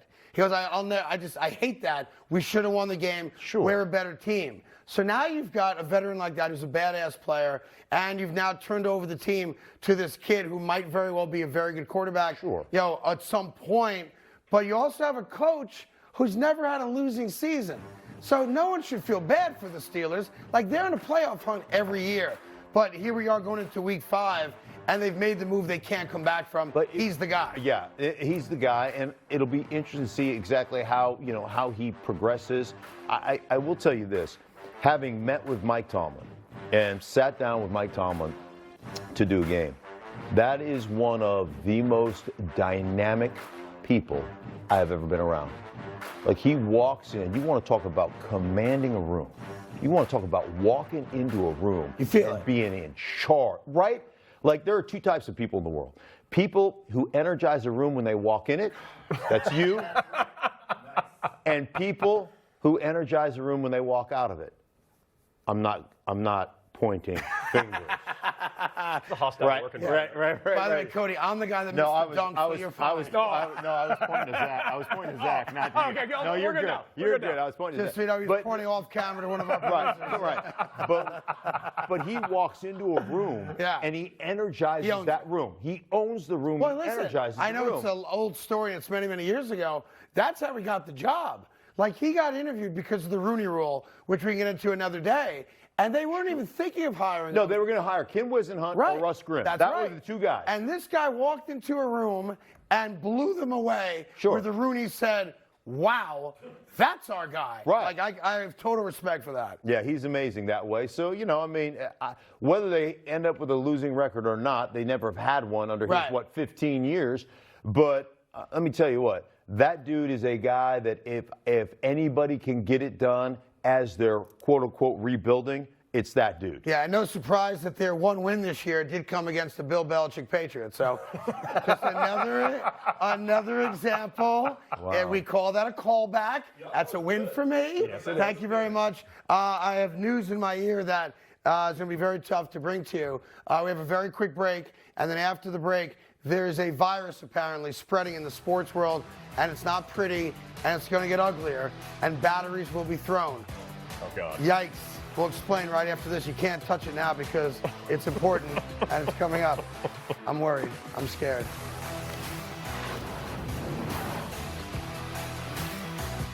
It's the greatest sandwich roster ever assembled. Next is the new Great Garlic. The tender rotisserie-style chicken is sublime, and the roasted garlic aioli adds a lovely piquant flavor. Man, the second retirement really changed you. The new Subway series. What's your pick? This is beautiful. You ready, babe?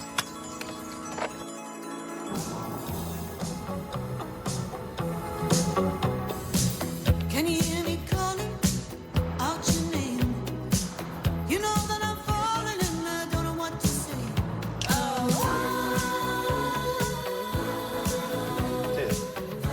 I wanna be with you. From Bolt to Blazer, Equinox to Silverado, Chevy EVs are for everyone, everywhere.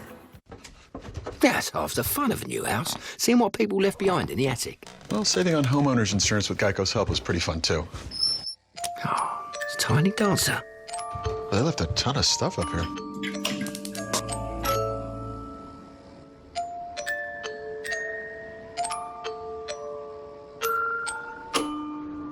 Well, enjoy your house. Nope. No, thank you. Geico could help you save on homeowners and renters insurance. We always believed the welcoming spirit was a small town thing. Turns out, we were wrong. Wherever Jim Beam is welcome, he'll be welcome too.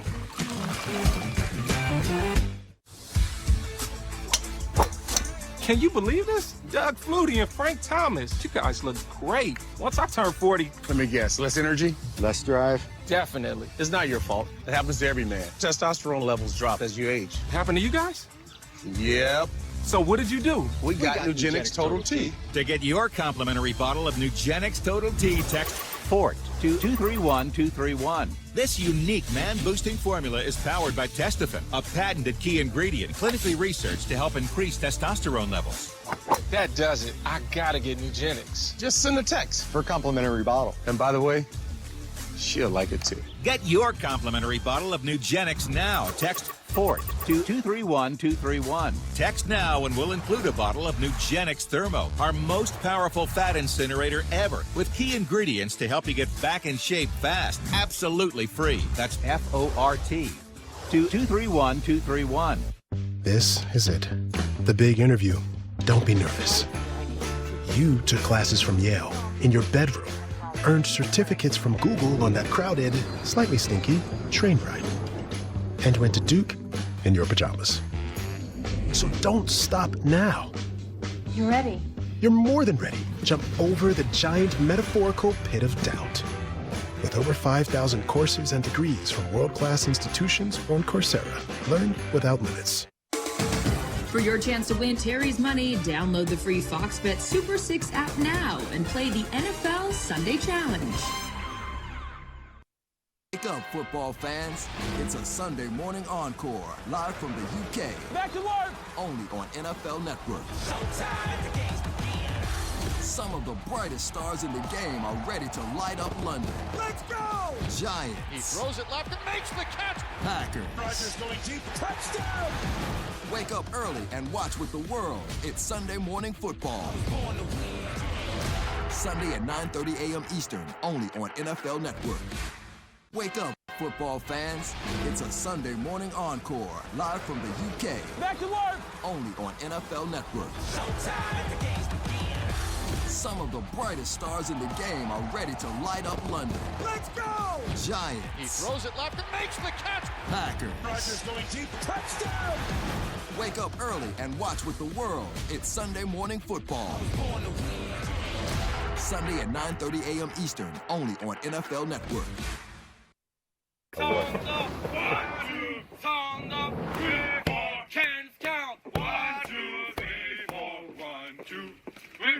All right, a little segment we call Sound Off. That's Mark Schlereth. That's Cody Decker. Want to make sure you have all the important sound in sports from the past weekend and week 4 of the NFL. So why don't we start with the best tight end in all of football, a guy named Travis Kelce, talking about his quarterback. Let's hear it. The NFL hasn't seen anything like Pat Mahomes, I promise you that. And you saw it today. He's the Houdini of our era, man. The guy just finds ways to make plays throughout the game. I mean, big-time third downs, big-time goal line plays, just willing our team into the end zone, willing our team to win, and that's our ultimate leader, man. I mean, everything he said is dead on accurate. I wouldn't compare anybody to Houdini, of course, because Houdini died from a single punch to the kidney, and you certainly don't want that to happen to Patrick Mahomes, but I've never seen anything like Patrick Mahomes, and I think what he's alluding to a lot there, guys, was the one touchdown to Hilaire in the end zone where he faked running, he spun, and he made a play that nobody else is going to make. Well, when he first said, that tight end, I thought that was a reference to me because how's that? I look freaking awesome in these jeans right now. Like these things, I am smoking hot. But I mean, he's 100% right about Mahomes. Mahomes is just a freak show. He's one of those guys, there are certain guys in the league, there are certain guys in baseball that guys get off the step to watch play. Right? There's only a few. Like in my career, because I was fat, I was lazy, I was like on the bench, I didn't care, like all that stuff. Throughout my career, there was 2 people I stepped up off the bench. I got up off the bench and walked to the sideline to watch play. They're both quarterbers. No, one was a quarterback. Safety. No, because I would have been playing against him. Dumbass. Okay. If it was a safety, I was on offense. I would have been on the field at that time. They were offensive players. Put two and two. Sound off 1, 2. Put 2 and 2 together. Okay. So there were 2 offensive players. All right, Peyton Manning. No. Damn it. Jim Kelly. No. Jim McMahon. Barry Sanders. Okay. 1. Okay. Who's the other one? Joe Montana. Oh, stop. That weak-armed San Francisco quarterback. Most overrated guy in the history of the game. Are you kidding me? He was what? He was like the Troy Aikman of the 80s. He's the only guy cool enough to rock Skechers and it be cool. Stop. Yeah, he's Joe Montana. Yeah, the 90-year-old Joe Montana is very cool. Well, I'm glad you had Joe Montana was awesome. Oh, yeah, sure. Could you imagine if he had a love child with Barry Manilow? His name would be Joe Montana-Low. The amount of laughter I have in my earpiece right now is actually insulting. I'm such a good father. That's a great dad joke. I mean, that is a great dad joke. The fact that people in our ear laughed at that. I wish the audience. We had silence here, but there's some other idiots in the audience that are laughing at that joke. Yeah, there's a guy going to work going, honey, guess what? Joe Montana. That's going to kill at the bar tonight. Hey, fellas, if you combine Joe Montana and who? I don't know. Barry Manilow. Yeah, because everybody knows who Barry Manilow is. Well, if you went to the Copacabana, you know who he is. Copacabana. Yeah, okay. Now we know his musical taste. That's why he turned off my computer when I was playing Drake earlier. Sound off number 2. Oh, okay. It's an interesting one because I'm going to tell you in advance, there's no sound really. It's Melvin Gordon. Melvin, you mentioned a couple of days ago that you were doing extra work on ball security on the practice field. So, like, how frustrating is it that, you put the extra work in and it still happens? Great question. Yeah, man. I will say this. I feel bad for Melvin Gordon. Melvin Gordon went out there. He knew he was going to get beat down because another fumble, another lost fumble. He put on a hat that doesn't call any attention to him whatsoever. And he's upset. He's pride. He's a prideful guy. And he knows that his career is at a crossroads. Don't look at the banana hat there. Just look at the guy fumbling. And unfortunately, his emotions got to him there. But I respect that. I know most people would make fun of him in that situation. That's the guy that cares. And that's the guy that recognizes my career might be over. And that sucks. It does suck. And you know what, though? You're a professional. You signed up for it. Yep. Right? And you can't fumble the press conference. Did I just... Wow. You are tough. But, you are tough. For a guy that never talked to the media when he played. I talk to the media every day. Every day. Off the record, I talk to them every day. You ask Adam Schefter or anybody came in there, you want to sit down and talk with me? Yeah. Even you were a Denver radio guy, you could have come and talked to me. No, I couldn't have. Yeah, you could have. Because you guys I would have talked to you off the record. Off the record's for losers. Right, I know, that's why I was talking to you off the record, because you're a loser. That's why I kept it off the record. Yeah, so just so people know, the late 90 Denver Broncos that won a couple Super Bowls. They called us the Orange Hush. Yeah, the offensive lineman had a pact. We're going to pay the fine every week, and we're not talking to the media. And then they run to the media for jobs afterwards. I love that. No, the media. So they have. We go to. Is that not true? We go to the Super Bowl. Because we went there all the time. You know who wasn't there? The Jets. That's true. And so we would go to the Super Bowl, and then we would. They'd implement. You have to talk, otherwise you guys are going to right. And so then, you know what, guys like you would ask one question, and you're like, man, I don't really want to talk to the fat guys anyhow. So it was, that's it. That's the game we played. Yeah, the game was, we're not talking to the media, but we're going to do it as a group, and we'll just, we'll make money. Yeah. We actually got paid for it. There you go. Who's smart, us or you? We got one more for you, or maybe 2 more for you. Chicago, the embattled starting quarterback in Chicago, Justin Fields spoke, and here's what he said. The running game is working. Why isn't the passing game working? Who said the passing game wasn't working? Well, the numbers aren't good. It's not been productive. numbers don't matter, I don't think, in my opinion. But, you know, as long as we win, like I said, that's all I care about. Well, he's right about the second half. It just matters if you win or lose games. You try to win games, but the numbers do matter, buddy. Like, you're averaging 7 completions a game. It's like you're playing in the leather helmet era, and it's not very good. And sadly, I think most Chicago Bear fans feel like they made a mistake with drafting you. And he's a great kid, but he's not a good quarterback. Well, not as of right now. There's a lot that has to be learned, and so. Like there are some throws, and I went back and broke down the Giants game yesterday because why? Because I'm a loser. Come on, you're in New York City for 3 days. I'm a football. On Fox's I'm a football junkie. So I went back and I actually have them this weekend, Chicago. Got it. Okay. Yep. So I went back and watched it, and he, like, when it's clear, when it's a clear kind of a one read route, right? Like. He throws the ball between the numbers and the hashes on the curl, on the comeback or dig. Like, he can throw, he can let it eat. Okay. He can throw that. The issue is getting the ball out of your hand quickly, getting through your progressions quickly, right?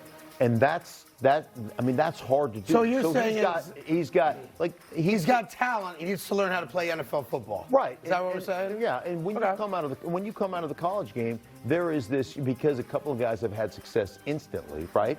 That everybody expects you to have success instantly. It's not easy. You get compared to Mahomes, right? Sure. Oh, he did it right away, or this guy did it right away. We always used to say it in the locker room when I played, when we weren't talking to you. Yeah. We used to say all the time, like, hey, if it were easy, we could get hobos off a train to do it. It's not easy. You guys came up with that all by yourselves? Yeah, right.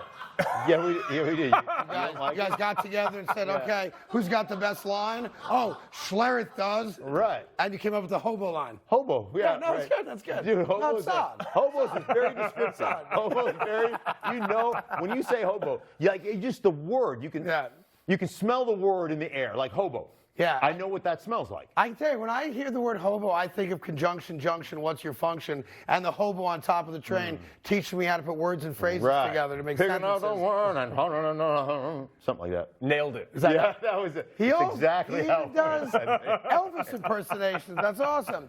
Going to the last break, I did mention that there's a virus spreading in the sports world, and it's one you should all take very seriously. The virus is known as Philadelphia. Sorry. The Eagles, of course, are the only undefeated team left in the NFL. And last night, these clowns made the postseason for the first time in, I don't know, like 11 years or something like that. The Philadelphia Phillies are a wild card team, which means you now have the Eagle fan base and the Phillies fan base. They are relevant. They're in the news. There will be cameras on them. And they are the murder capital of America right now. So you combine all that, and it's a virus none of us are going to like if either of them advance and continue to play well. Yeah, I think you're safe on the Phillies. They're going to be knocked out in the wild card series. Thank you. That's why he's here to give us a baseball breakdown. You're good. Sorry, it's a short-lived virus, but the Eagle one is going to live on for a little while, isn't it? There is no question about it. I love Philly. I love going to Philly and playing. Did you? Oh, because you love that fan base, right? Oh, is that why? I love the fact that they just sit there. You're warming up in the end zone, and they're just hanging over the rails, just dog cussing you. Right. And like 8-year-old kids are flipping you the bird. That's it's awesome. It is awesome. Like, they're not pronouncing your name right. They're like, hey, you, and they're all, and it's like you're teaching your 8-year-old kid to flip me the bird. This is great. Like, this is good. Like, that's family bonding. Yes, hey, we're going to go down, we're going to get drunk, we're going to flip some birds and watch the birds. Like, that's what they do. I love Philly. There's nothing better than father-son bonding over an NFL game. Right. When your kid says his first curse word. It's a proud moment in Philadelphia. Yeah, absolutely. That's what they do. So I love it. And the birds are the best team in the NFC. Good. Have your kids had that moment? Half Philadelphia. My kids were busy robbing a Wawa the other day because they were born in Philadelphia.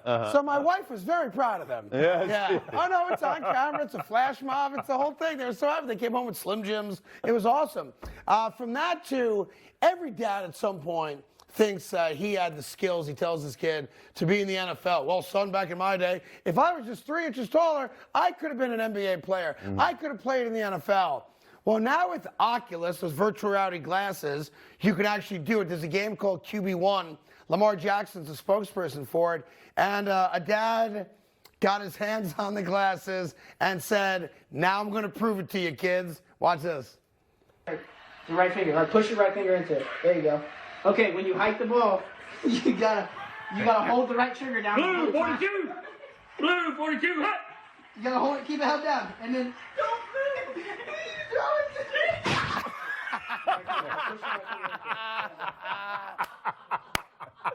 I'm not sure which part I like better. I'm not sure if I like the part better when he runs into the wall because he thinks the guy's chasing him, or when he goes, blue 42, blue 42. That is priceless. We have ordered a pair of Oculus glasses and the game, and at some point in the next couple of weeks, we will get that here. Yeah. We should. If somebody's going to tear an ACL. Just show it one more time. Let it play one more time. Blue 42. Blue 42. Here comes the blitz. What am I going to do? Get out of the way. Run. Bang. The best part is he throws twice. Clearly the first throw didn't work, so he does that quick little fake throw and then directly into the ball. He's pump faking. He was just showing this is how I used to run it in high school, right here. Coming up, we're going to find out which team in the NFL is real and spectacular. And that's coming up right after this. Plus, a little NBA news as well here on FS1.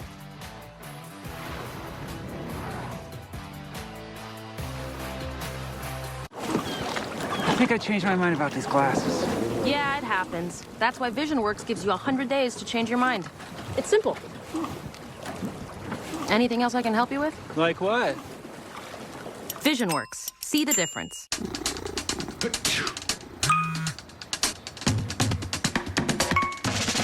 New Astapro Allergy. No allergy spray is faster.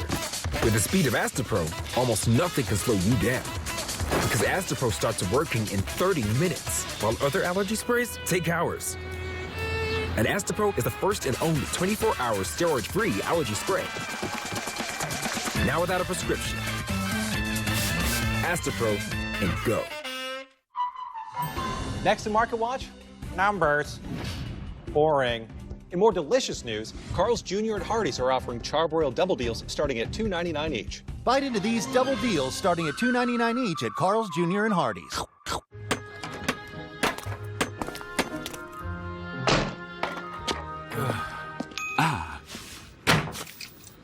Red Bull gives you wings.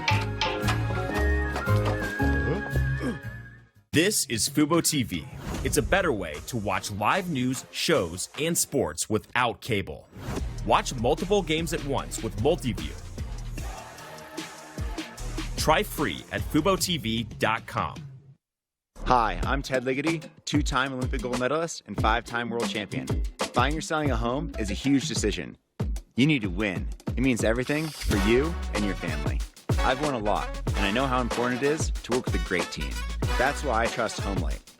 HomeLight works with the best local real estate agents, proven winners. Over 1 million people have used HomeLight to sell their home faster and for more money. It only takes 2 minutes, and it's free. Get started for free at HomeLight.com. Fiverr freelancers help me with product design. Just always simple and easy. I log on, I tell them what I need, and I get it delivered. Your turn. Get started on Fiverr today. Hey, Gary. You been up there all night? Yeah, just keeping watch. You need SimpliSafe's wireless outdoor security camera. It has a 140-degree field of view and color night vision. The wireless outdoor security camera from SimpliSafe.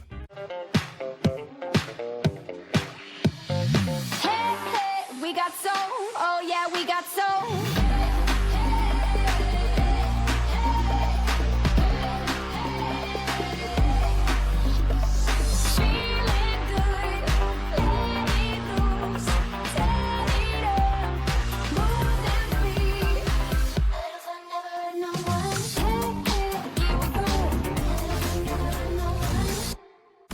Tuesday on Fox and FS1. The National League's biggest stars lead their teams in a fight for the crown. Nothing better than October. The NLDS begins next Tuesday on Fox and FS1. The NFL is back in London. Giants. Throws it left and makes the catch. Packers. And there it is. It's Sunday morning football. Sunday at 9:30 a.m. Eastern, only on NFL Network. My case with Learner Enroll was settled quickly and professionally. Every step of the way, I never felt like I was alone. All of my questions were always answered. If you ever have any case that needs to be settled, call Learner Enroll. Learner Enroll are the lawyers for you. Call 222-2222. Every search you make, every click you take, I'll be watching you. Get more privacy in your existing inbox and keep your email address secret with DuckDuckGo.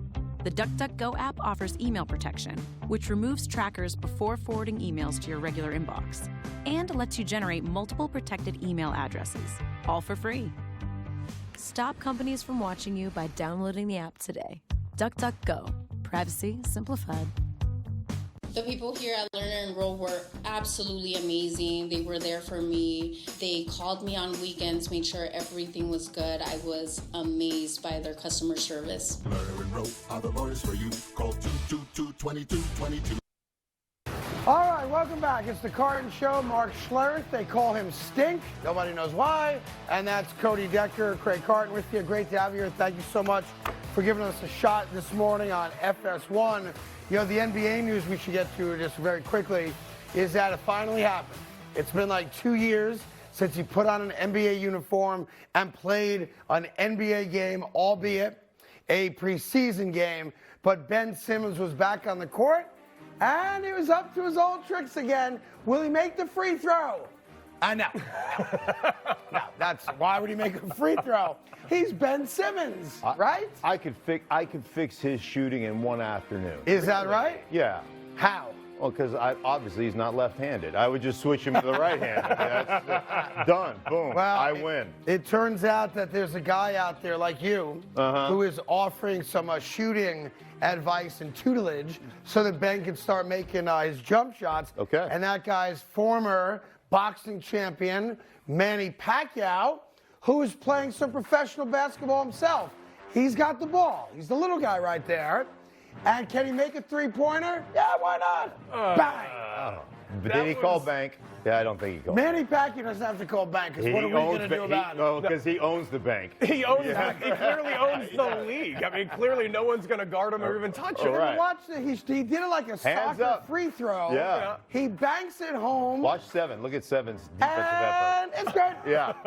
So his shooting percentage is already higher than Ben Simmons. So Nets fans, you'll get used to it. The guy can't shoot no matter what you think, right? Yeah. Well, he's proven that so far. I got to be honest, I really like that soccer style. You know, maybe if I tried that. Ben Simmons, are you sure you're left-handed? Are you sure you're left-handed? Maybe if well, you want to find out? I'm not dunking again. I'm just saying. I'm not dunking again. Boo. Yeah, 0 for 2. I'm like Ben Simmons. Okay. You know, today, as you may know, is October 4th, which for me is a very big day. Like, I'm having a great day already because I woke up today and I reminded myself it's October 4th. And one of my favorite golfers put out her calendar today. Paige Spiranac has put out a country and western, how you doing? Country and western themed bathing suit calendar. And I just wanted to show that to everybody because it makes me happy. Right. And I've already got mine ordered and downloaded, and it's at home and in my car and in my office upstairs. And I wanted you all to know, yes, they're real and they're spectacular. And that's the way you go from her into a new game show called Real and Spectacular. I'm going to give you let's lower the music a little bit, guys. Okay. You didn't have to turn it off. I just said lower it. I'm going to give you a player or team that I think is real and spectacular. You can counter it or just agree with me, okay? Yeah, okay. All right. After last night's win against the Rams, San Francisco 49ers now in a tie for first place. They are real and they're spectacular. Yeah, there's no question. They are real. They are spectacular. They're a better team with Jimmy Garoppolo, and this is going to be a top 3 defense in the National Football League. You've got to understand their defensive line is deep. They're talented. Their linebackers are great. Their secondary is really good. And when you have Deebo Samuel, catch and run and all the things that he does, this is real. This is spectacular. The Niners at first place, as you mentioned, tied at first place. These guys are legit. Yeah, it's funny. And when you talk about the recipe, when you're putting a team together that's got a chance to win a Super Bowl, which is the ultimate goal, badass defense, game-breaking receiver, and a quarterback that does more than just manage a game. The recipe for that is they're really good. They've got a chance, that's why I always wondered, going back 4 or 5 weeks, why people discounted the Niners' chances of making a run. They've got all the components of a really good, spectacular team. They do. They are loaded. And one of the things, too, like the offenses always try to dictate to a defense, right? So they'll come out in a personnel grouping, like a nickel personnel grouping, and they make you shovel different linebackers around. They can line up in base with 3 linebackers and go, I don't care what you line up in. We're going to whip your ass. Bring it. That's who they are. So they're really good. All right. Real and spectacular. The 3-1 New York Giants. They're neither. They're neither real nor spectacular. They're none of the above. You don't have a none of the above category, Cody? They're 3-1. They're a game out of first place. I've already mathematically eliminated them from the playoffs. They don't have a quarterback. Danny Jones is playing his ass off right now. He's playing like Jimmy Garoppolo. He lost his ankle. He is hurt, and they are going out to London, and they're not sure who the starting quarterback's going to be in a game that's going to be, I admit, very tough for them to win because they're playing the Packers. But I think they're real. They may not be spectacular, pardon me, but I think they're real. And since it's my game, they are real and spectacular. Not spectacular. Such a New Yorker. Okay. Real. I'll give you real, not spectacular. All right, I've been with that before. Right. We call that my 7 months in Cleveland. Right. Okay, here we go.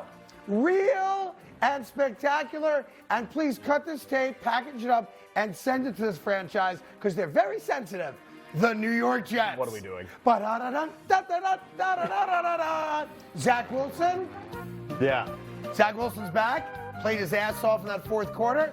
Led the game-winning drive. You've got 3 legitimate wide receivers in Elijah Moore and Garrett Wilson, and now the re-emergence of Corey Davis. You've got 2 stud running backs. You've got depth at tight end. You have a lousy offensive line. They're not the best coach team in the world, but they are 2-2, a game out of first. The Jets are real and spectacular. Neither. They're not. Listen, they're not real or spectacular. I love Jet Fan, by the way. Why? You hear the qualifier. You hear the qualifier from Jet Fan. And Zach Wilson played his ass off in the fourth quarter.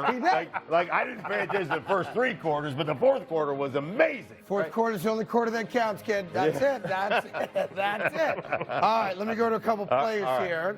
All right, I think real and spectacular, and I say this acknowledging he had a very tough game on Sunday, which shows you this is no knee-jerk reaction. Trevor Lawrence, real and spectacular, taking out the 5 turnovers against the Eagles on Sunday. Again, qualifier, Jet Fan. I'm going to go real. I'm not ready to go spectacular yet. Okay, so I got half of it, though. You got half of it. I think he is real, and I think the Jags are real and potentially spectacular, but they're not there quite yet. There's a learning curve that goes into this, and you can't, I blame the teal pants for the 5 turnovers. You can't wear those pants and feel like especially in Philadelphia, right? And feel like you're a real football team like that. You can't. I can imagine being in a locker room and those pants hanging in your locker and you go, really? We're going to put these on? Like this? Yeah, is what we're you got to put them on. Right, That's we're right. going to wear these today. So yeah, but I think he is real. I really do. Let me give you one more player. Okay. I think I'm going to sell you on this one. Both of you guys are going to say yes. Real and spectacular. The redhead himself, Cooper Rush. Yes. Undefeated 3-0 this year as a starting quarterback. He's going to start against the Rams, a game that I thought was set up for failure. Now I think they have a good chance to win it because the Rams are dysfunctional right now. He could go to 4-0, and then they have the matchup with the Eagles 2 weeks from now. All right. Come on, give me Cooper Rush. No. All right. So here I'm going to give you half credit again. He is not real, but he has been spectacular.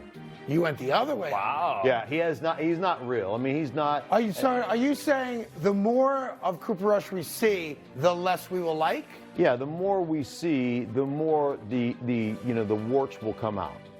Like right now, because he's had some spectacular play, and he really has. Right? It's like compound W. They've covered the warts. Yes. But eventually, you know what? The bottle runs out, and when the bottle runs out, you know what you see? Warts. The warts. Got it. Right. So I think eventually, what will happen, especially as he plays better teams, you'll see some of those warts come to the surface. Now, defensively, they're real and spectacular. Yeah. I mean, they're very well coached. Right, Dan Quinn's a phenomenal coach at the defensive, at the defensive coordinator position. So yeah, they are. He is not real, but he has been spectacular. All right, and one more, just so you know that we cover all angles on the show. There's one more photograph. I think we don't have the photograph. It says on my sheet we have, so we're not going to go to that photograph because we don't have it. All right. But you know what we do have? What do we have? We have a guy that's neither real nor spectacular. Neither is his team because his quarterback stinks. And Ron Rivera was not happy when he was asked about the state of things in Washington. Listen to this. I respect their frustrations as fans. I get it.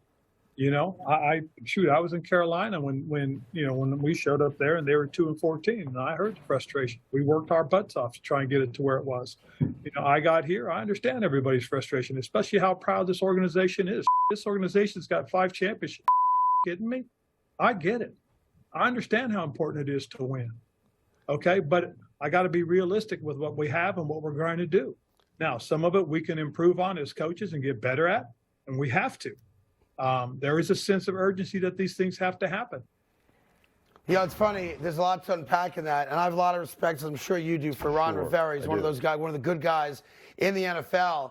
He said, we got to be honest with what we have.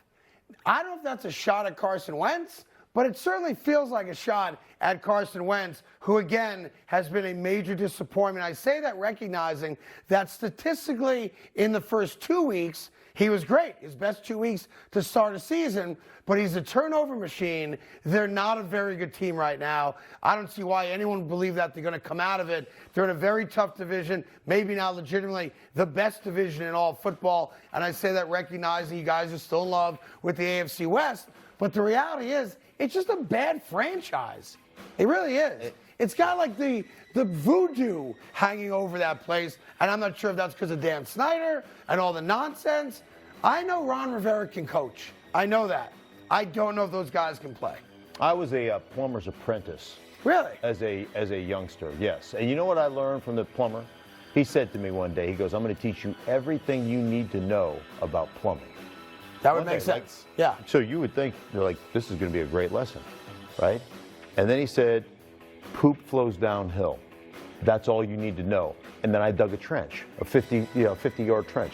Bottom line is, when your crap up top, that flows down to the coaching staff, to the GM, to the players. And that franchise, because of that, is a mess. Now, the players, they need to be better. There's no question. Carson Wentz just reminds me of 2019 in Philadelphia, where he just took a beating. I think 50-plus sacks.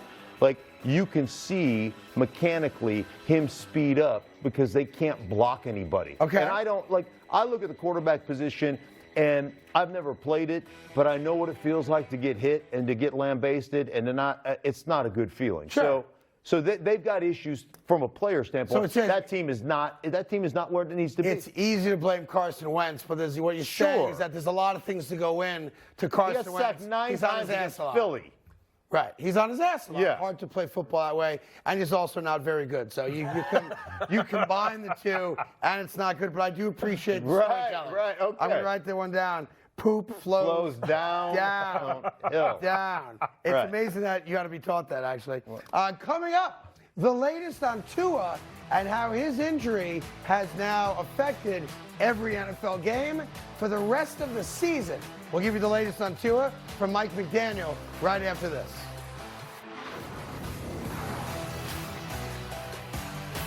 Wanted full-time fans. must be enthusiastic problem solvers, possess strong communication skills, and happy to work weekends. Modelo, brewed for full-time fans, brewed for those with a fighting spirit. The 10th pick is in, the new All-American Club. That's a club I want to join. Let's hear from Simone. Chuck, that's a club I want to join.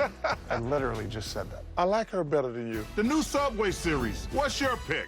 Has your advisor created a portfolio based only on your age and risk tolerance? That's simply not good enough. At Creative Planning, our private wealth managers learn about you first. Don't settle for a standard portfolio. Book your free meeting today at creativeplanning.com. If you watch football on TV, you need Fubo TV. The most college football you can get without cable. Stream up to 4 games at once with Multiview. Try free at FuboTV.com. We capture lots of data. With Fiverr, we were able to find the right software developer to help gather all that data and put it into the right system. I was able to save time and money and spend more time growing my business. Transform your business today.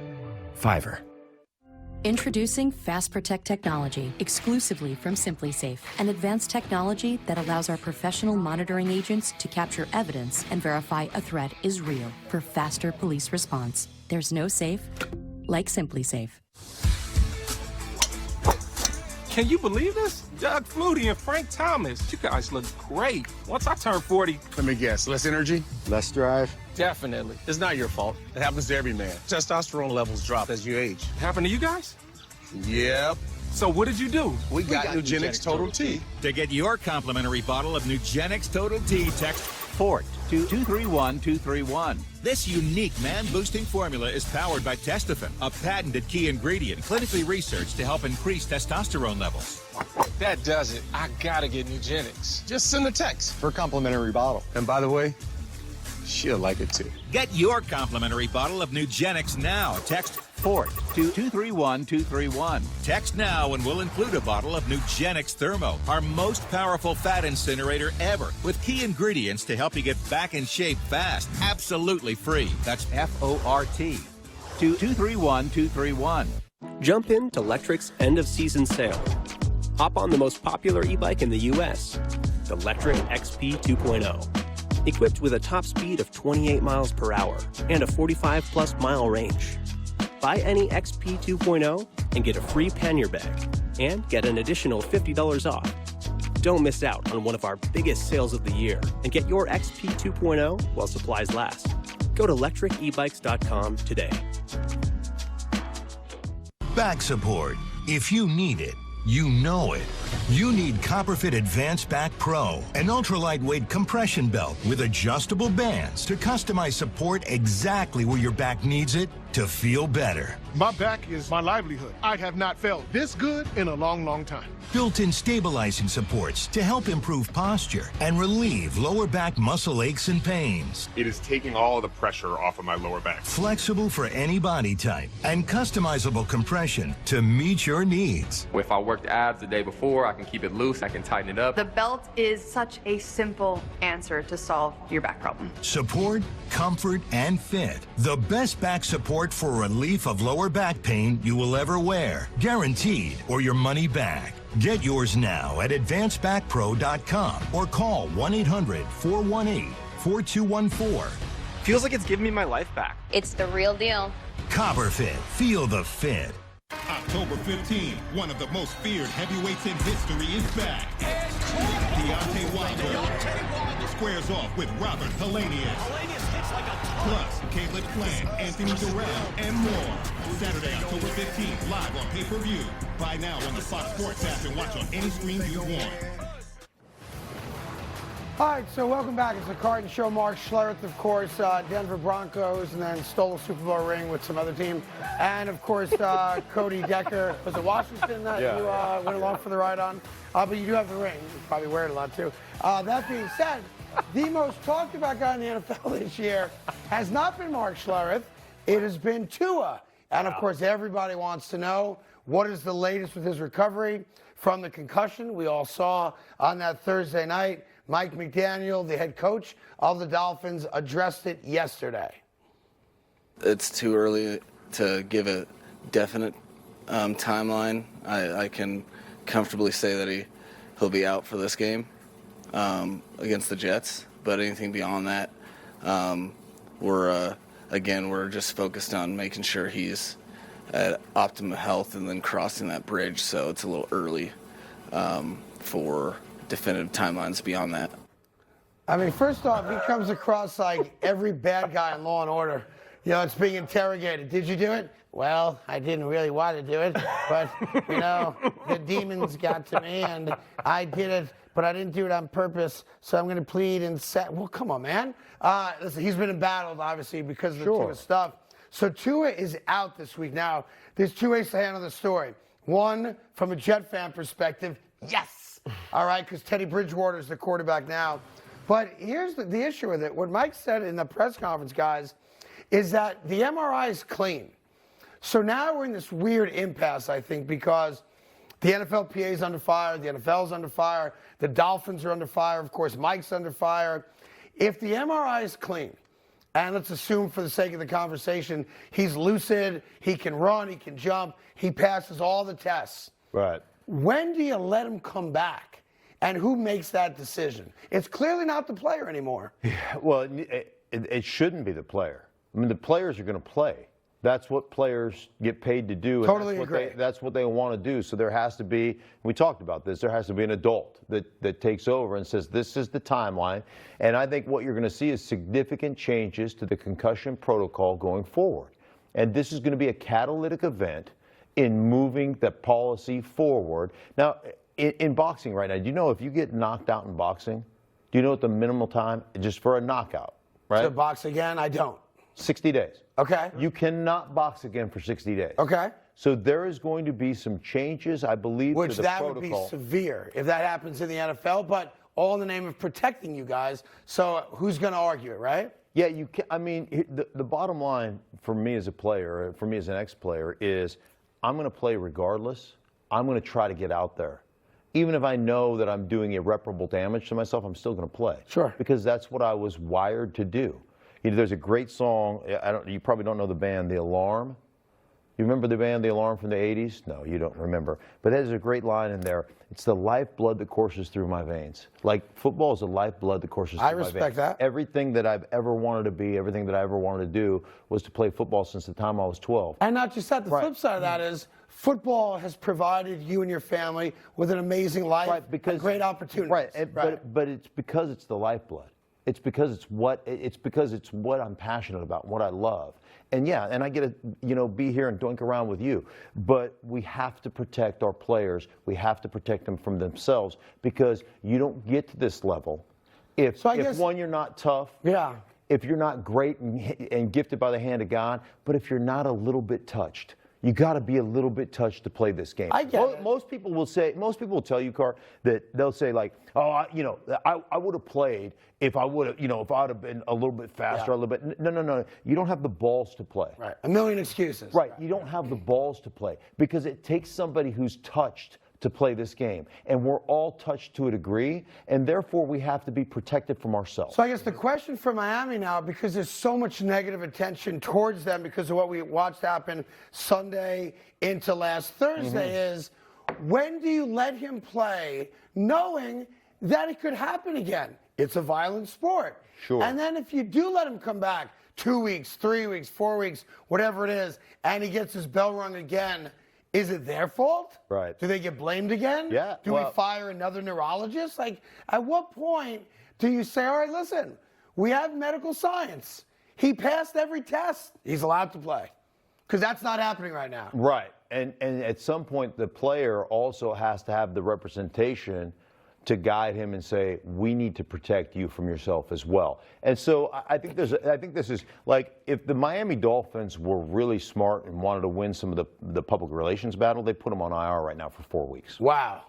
Okay. They put them on IR right now for 4 weeks and say, hey, man, we've got your best interest at heart. Let's let this thing play out, because you can pass tests. Right, he apparently has. Right, you can pass the test. And by the way, there's a lot he of things. passed the test on Sunday, the first time we thought he got concussed. Right. So right? You can pass the tests. I mean, that's not like, so again, we need to err on the side of caution and protect guys from themselves. This is a very serious situation, and to regain that plasticity in your brain, that connectivity in your brain, it's going through it. It's been injured, right? Right. So now we need to let it heal. It's part of the healing process. Just because you can pass a test does not mean you're healed. There's a process that's going on here, and so we need to err on the side. So he's out against the Jets. He's out for the foreseeable future. Yeah. That means that Teddy Bridgewater, who is a competent veteran quarterback, plays for the Dolphins. And Tyreek Hill talked about Teddy Bridgewater being his quarterback, or for that matter, anybody else. QB doesn't necessarily matter to your production. I think you said you put up numbers with Alex Smith. You put up numbers with. I'll put up numbers with you. Come on. That's probably true. Yeah. Right? And he gets open all the time. Can you throw a ball 10 yards? He's going to put up numbers with that guy. Listen, they're going to rally around Teddy Bridgewater. I like it from a Jet fan perspective because the Dolphin offense seemed like he was sinking, and he was hitting all cylinders with two at quarterback. So I know this is a weird way to look at it because you're talking about a man's health. But I got a football game to win on Sunday. I'd rather go against Teddy Bridgewater right now than Tua. And I'm not even a fan of Tua's. Yeah, well, of course, you know, for you as a fan, I mean, I understand that aspect. And yeah. There are certain guys but there are certain guys I played against during my career that I would, you know, say a little prayer that they would not be healthy to play. Right? Of course. I'm not an animal. Like not permanently injured, but just like diarrhea or something like that, you know, like just wishing a little diarrhea on a guy. Did you ever put Visine drops in a guy's water to make him go to the bathroom so he couldn't play? No. You should. Really? I did it to Cody a half hour ago. And now we're just waiting for it to run out. That explains it. Go ahead, Cody. You have to take it. But Teddy Bridgewater, he's had success. Aren't you at least a little scared of Teddy Bridgewater this Sunday? I'm scared of every team we play. I'm a Jet fan. But if I have a team that's now bringing a quarterback in, albeit a veteran, who does have a great arm, I'm not saying he doesn't, and am I concerned? Yes, I'm concerned. I have a chance now, though, to win a divisional game against a team that's not at their best. Right. And listen, I say this all the time. I'm trying to win a championship. I'm not that guy that goes, give me your best. I want to play every team at their best. F that. Limp in. I want to play every team at their worst. Because I'm trying to win a championship. No one goes, oh, you won that Super Bowl. Right. But, you know, Eugene Robinson was with a hooker the night before the game, so they weren't at their best. Championship. Right. Yeah. Right. Yeah. No, I'm 100% with you. I always thought that was faulty. Yeah. I want the guy injured. I want him sick. I'm not permanently injured or permanently sick, but I don't want that guy's best. Yeah. I want to dominate the game. Let me ask you a question. Yeah. Because I just had the flashback to it. Eugene Robinson was also the NFL's Man of the Year that year. Yeah. And listen, we've all had our troubles, so I don't want to mock you, but it was an undercover police officer. There was a sting. It was a huge to-do. Do you remember hearing about that? Like, how did you guys find out about it? I was at breakfast the next morning. That's when you heard about it? Yeah. You remember your reaction to that or no? It was exactly this. You like- it was the guy sitting by me. Championship. I'll give you 5. I mean, what are you going to do? Like, your starting safety, who was good, great. too. Yeah. He was great. Spent the night in jail. And, you know, I mean, first off, nobody really dealt with it other than the coaching and the management, right? The players didn't know. But they had to deal with it all night. And then the players woke up the next morning, and you all say, "Hey, man, we're gonna rally and let's win, you know, all that Let's win stuff." one for Eugene. Right? Yeah. Free Eugene. Right. You do all that stuff, but at the end of the day, you're like, "Oh shoot, you know, this is what's going on," and it takes the energy. It sucks some of the life force out of your team. So yeah, well, and it showed in that Super Bowl as well. But yeah, it's funny to me that I mean, we would have whipped that ass regardless, but well, you might not have. You might not. We would have. You might not. We would have. You might not have. No, but we would have. That wasn't your best team. But we would have. Well, yeah, it was. You think so? We started the season 13-0. Well, maybe it was your best team. Well, in Washington, I started the season 11-0 too. All I know is this: I was sitting in a small little radio station van when you guys had your parade, and there was light snow falling, and it was 20 degrees, and I'm a Jet fan, and I wasn't happy.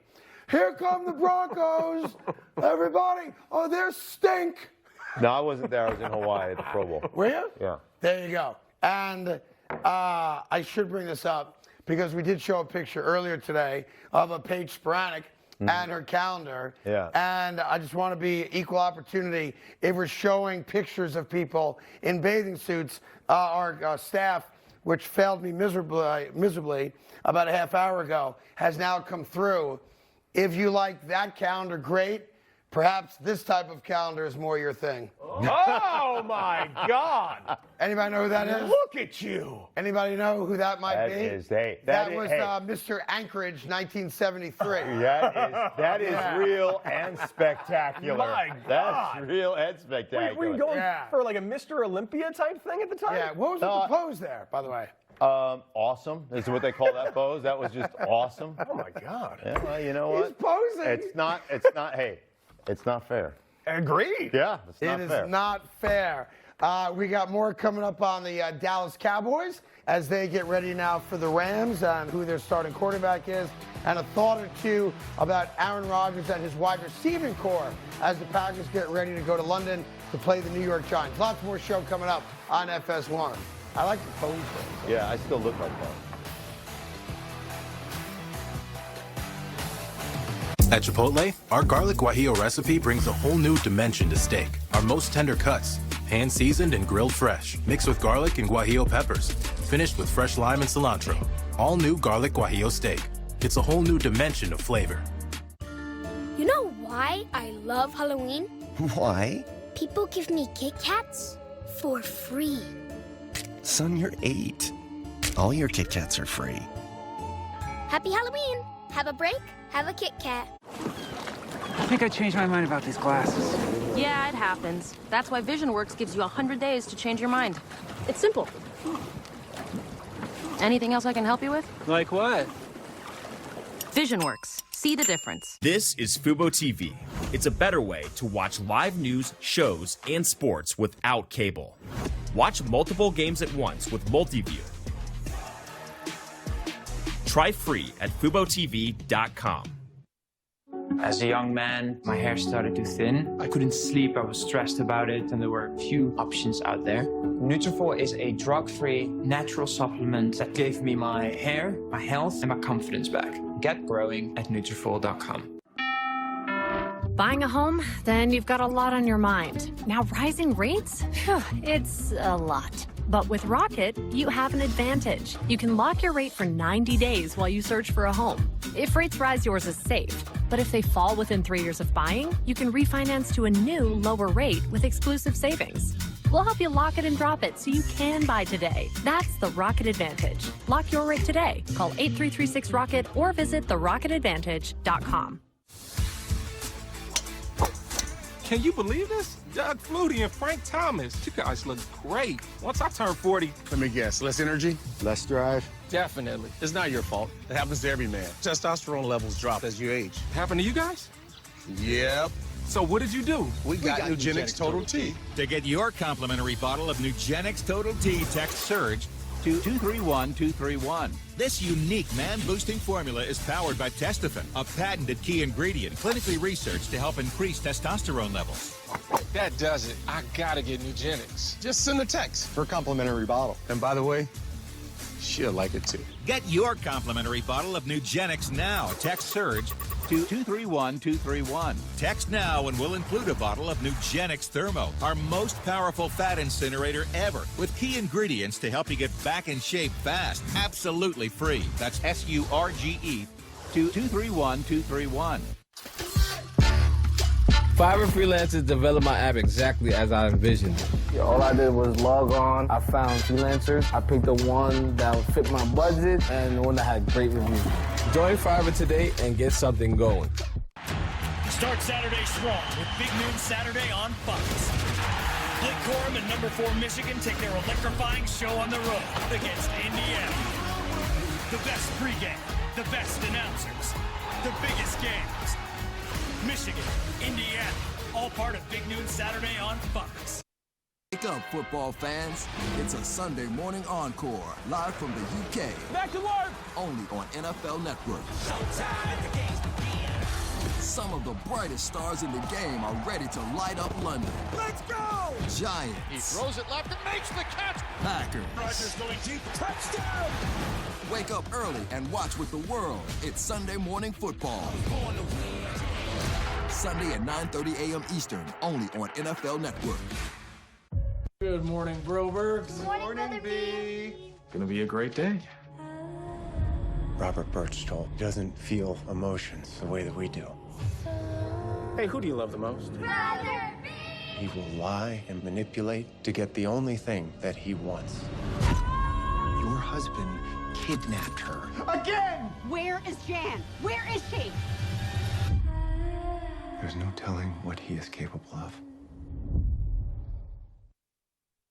All right, welcome back. It's the Carton Show. We got Mark Schlereth here. We got Cody Decker here. Let's go. We have you wherever you are. We're going to get back into last night's game in a little bit. I do want to show you one video again because the more I play it, the happier I am. This was during the game last night. A big gender reveal or somebody trying to say, save the Alaskan three-legged chickens. And there comes Bobby Wagner. Yeah, thanks for coming. And the beauty of it is that one of the networks that may have even been the Manicast, I don't know, showed it. Yes. Like, I need more of that. When some jackass runs on the field during a game, the go-to play-by-play book amongst the networks is don't show it because they think it encourages other drunks to go on the field also because they get attention. These idiots don't care if they show it or not. They're out there protesting animal rights or don't eat, meat or whatever the case may be. So show it because there's nothing better than either seeing the guy evade security like he's a badass or seeing an NFL player drop. Here's the deal. Like, security and said protester are of the same ilk athletically. Which is the problem. Which is like, so when those guys are chasing him around, you're like, oh, look, he's really doing a good job of evading security. Yes. And then Bobby, when he watch him turn up the sideline, arms flailing. He looks like to me, he looks like Steven Seagal running, right? He's like, oh, and then Bobby Wagner, shortens his neck. I love it. Yeah. Just go neck short. Don't you think it should be some sort of prerequisite for every one of these security guards that should have a decent 40 time? This is embarrassing. You would think, but that's usually the entertaining part when the guy or gal evades security and all those tough guys in the yellow jackets. But you're not going to evade Bobby Wagner. No. By the way, last night got credited for one tackle, and that was it right there. So there you go. Now, there's always some kind of silly protest, but it's seeing the pink smoke. I did think it would have been funny if when the kid's born, his dad says to him, this is how I told your mother that we were having a girl. Right? Yeah, oh, that's great. Yeah. And Bobby Wagner signed my scar, and it's like that's a good story at least, right? Yeah, that would be great. Yeah, That'd like be when awesome. your parents told you were conceived in an igloo, not all that great, right? Yeah. Right. My parents did, by the way, my parents did admit this to me, okay? The first game I ever played in was the Hall of Fame game in Canton, Ohio. That's a big deal. Okay, so I was a 10th round draft choice from the University of Idaho. Okay, go. So my parents get in a plane, they travel to Cleveland, they drive to Canton, Ohio to watch me play. It's a big deal. Big deal, I right? agree. And we all, hug afterwards, they get on the bus afterwards. Later in my career, they admitted the only reason they came to the Hall of Fame game is they both assumed that it would be the only game I ever played in my NFL. Like, zero faith in their son. They're like, hey, this might be the only game he ever plays. He kind of sucks. Like, we're going to go ahead and support the kid. Like, he's kind of special. He's our little boy. We're going to support him. That's my boy Blue. Yeah, right. Good boy. And John always the quarterback. They got to meet John probably, right? So like 2 for 1. I was in Washington at the time. Oh, you were? Yeah, I started in Washington. I guess I should have studied more of your career. I finished in Denver. Who was your starting quarterback? Theismann? No, I had Doug Williams. I had Mark Rippon. Okay. And I had Stan Humphries, who is really the reason that my nickname became, or part of the reason became Stink. Well, I mean, just real quick, can you tell a short story, please? I don't have short. I know. We're up against the clock, and your stories seem to go on and on and on. But do you want to tell people why you got the name Stink? No. You know what? I'm not going to tell. You're going to have to find out on your own. Okay. Yeah. I didn't even know you played for Washington. How am I going to find out? Honest to God, I never knew you played for Washington. Next time, I'm going to do research on the guests. Yeah. I do apologize. I know it's offensive. No, you know what? No, that would be a waste of your time. So, did you hate playing the Dallas Cowboys when you played for the Redskins at the time? I still hate the Cowboys. Good. Well, Mike McCarthy spoke about the quarterback situation. Let's hear what Coach McCarthy had to say. I definitely want to see Dak go through a full week of prep before he plays. I mean, I think that's something. I mean, we're not talking about being out 1 week here, or two. I mean, this is going to be a month, and yeah, definitely, I'd like to see him go through a week. Listen, he's going to go through a week of practice until Cooper Rush stinks, and then he's going to get, ramped back up. But what he's telling you now is that Cooper Rush is playing against the Rams. Although, tomorrow is the first official day of practice for the week. Tuesday is always the day off, unless you're playing on Thursday. But listen, in a weird way, you kind of have a little house money. Although I know players don't like that concept. You got to win every game or try to win every game. Sure. But the offense has done well. The defense is playing their asses off. So if you, rather than rush your guy back and risk, I don't know what even the risk is, to be honest, but, make the injury worse or have him, maybe put him in position to have a setback, you have a competent backup. And that's what he is. Let the kid play until your starter is 100%. Is that fair? Yeah, well, yeah, but you'll never be 100%. But let your starter get to the point where he can manage the game well. And if he throws a ball and hits it, his thumb on the helmet or whatever. It's a problem. Yeah, so to where he can manage that. Because one thing about having injuries, and you know this, you have an injury, and we used to call it a button. That button's going to get pushed during the course of a game. Like anything that hurts, it's going to get touched while you're playing. And it's going to be targeted too. Right. Well, yeah, but I mean, it just is the way it just kind of plays out that way. So you've got to do that. The other thing is that week of practice. Yeah, he's talking about a week of practice and then probably not playing. So it becomes 2 weeks of practice, right? A week of practice, bam, sit this one out, let Cooper Rush take over. Next week you practice, and then you're ready to play. So there's going to be some time that you're going to have that's required. All right, so I guess here's the big question. They play the Rams coming up this weekend, and then you have the matchup that I wish was happening now because it's the Eagles 4-0, it's the Cowboys 3-1. If they both do what they're supposed to do, that becomes a battle for NFC supremacy, right? Okay. At that point, because of the importance of that game, now you've had your Dak Prescott out for a full month, as McCarthy's talking about there. Do you bring him back because of the importance of that game against the Eagles? Yeah. How does Cooper Rush play against the Rams? Let's say he plays the same way he's played, and let's say they win the game. Yeah. So now you're 4-1. Well, then I think you sit there and you say, okay, what is the likelihood on a few days of practice coming off a thumb injury that Dak Prescott's going to play well against an outstanding Philadelphia team with an outstanding defense that can really pressure the quarterback and really hit the quarterback? What's the odds that he plays well there? So, I mean, to be honest, why don't we, if we're in a position where we may lose this game anyhow, like this is a tough matchup for us. Which it is. Right. Why not let Cooper Rush again go out there and be the sacrificial lamb? All right, so I'm going to answer that. Okay. All right, you got to play out all scenarios, right? Okay, good. So the Rams looked like crap last night against San Francisco. You want to give credit to the Niner defense? I'm good with that. But the Rams offense isn't right. No joke. They targeted Cooper Rush 19 times yesterday, and he had 14 catches, meaning there's nobody else on the field for the Rams. I get a little sidetracked. Oh, you mean Cooper Kupp. I Yeah. apologize. Yeah. I just love Cooper Rush. And there's two guys named Cooper. What? What are the odds of that? Never happened before. Will never happen again. All right. Cowboys go out to L.A. They beat the Rams. Cooper Rush starts against the Eagles. He beats Philly. You're in a first-place tie now, and you have the advantage having beaten Philly. Sure. And Cooper's now 5-0. Don't you have a problem now? No. Don't you have a controversy now? No. So you're going to take a guy that goes 5-0, brings you to first place, and sit him? Yeah. Why? See, to me, that's a problem. Because he's Cooper Rush. 5-0 Cooper Rush. First place Cooper Rush. Sure. Offense on all cylinders. A defense that's giving up 12 points a game, Cooper Rush. You know, I mean, you come down to the fact that, I mean, the biggest thing is money, right? You've paid him as your starting quarterback. The other thing is, it's not just about the money; it's about the talent. And you understand what the talent level is of Dak versus the talent level of Cooper. So I'm not saying Cooper's as good as Dak. He's not. Right. But you do get to a point. If the Dallas Cowboys beat the Rams and beat the Eagles, and Cooper Rush is your quarterback, that's a tough call. That's not as easy as we're going back to Dak Prescott. If it's your starting left guard, yes, it's a tough call. Right? Why does it matter? Because I'm winning. That guy's leading me to W's. Because nobody knows. Like it's a quarterback. It's what you're paying Dak, and Dak is a better player. Why are you looking at me funny? Are you that off the Rams? He still has to play the Rams. The Rams stink. They're 2-2. They're no different than this. They're in first place. Everybody's in first place in that division.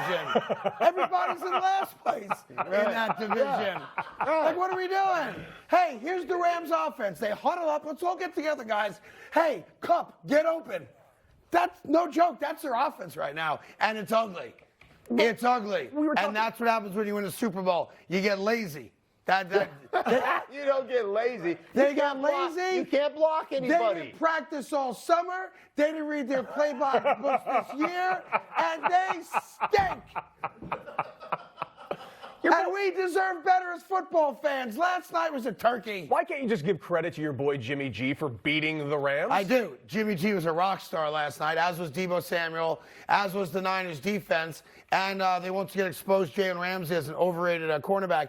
But the Rams, come on, man.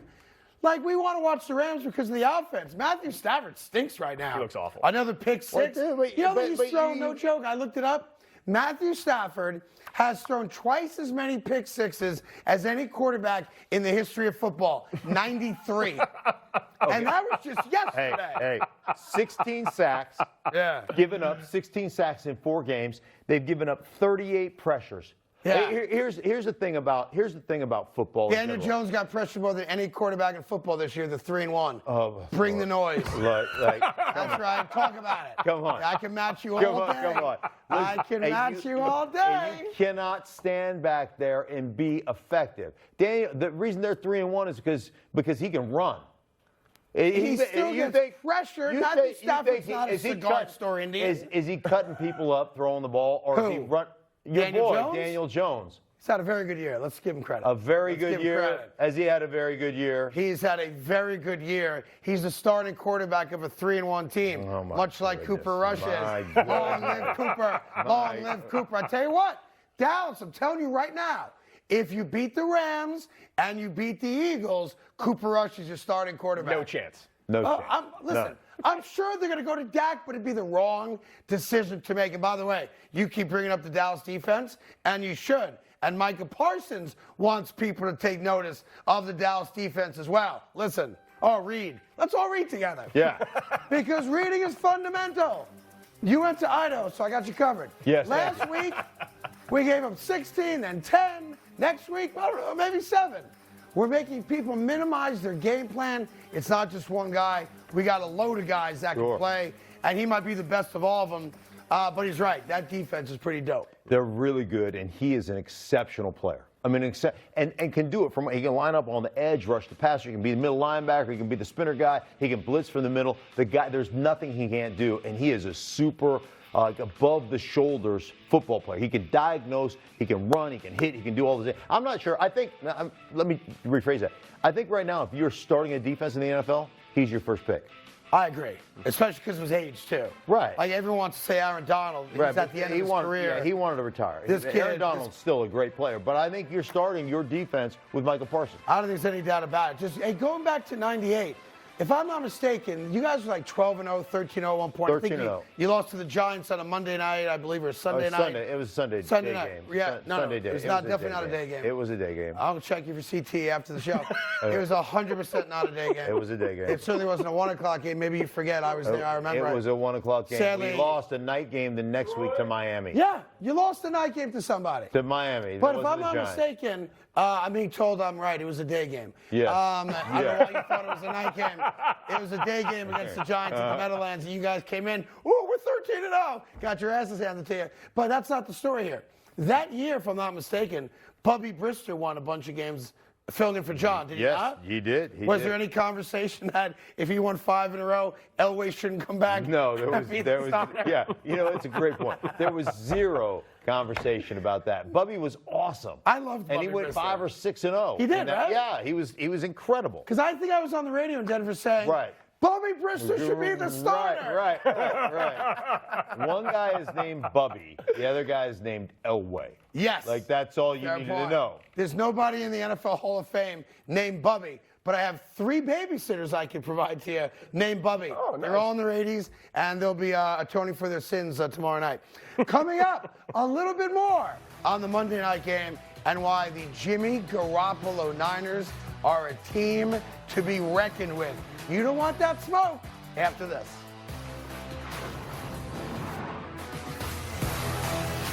The redesigned Corona Slim can, named after yours truly. Slim is one of my old nicknames. You better ask somebody. Might as well call them Snoop cans. You like that? Trick or treat! Kit Kat Reese's! Oh, great costume. Looks like you deserve both. See ya, boys. If you watch football on TV, you need Fubo TV. The most college football you can get without cable. Stream up to 4 games at once with Multiview. Try free at FuboTV.com. Subway's dropping 12 new subs for the all-new Subway series menu. The new Monster has juicy steak and crispy bacon. But what about the new Boss? It looks so good, it makes me hangry. Settle down there, big guy. The new Subway series, what's your pick? New projects means new project managers. You need to hire. I need Indeed. Indeed you do. When you sponsor a job, you immediately get your short list of quality candidates whose resumes on Indeed match your job criteria. Visit Indeed.com/hire and get started today. Take me up into the stratosphere. Lift off tonight at 761. You see my rocket ship head up in the clouds when the spaceship lit ignite. Hit me from the ground, I'm about to lift.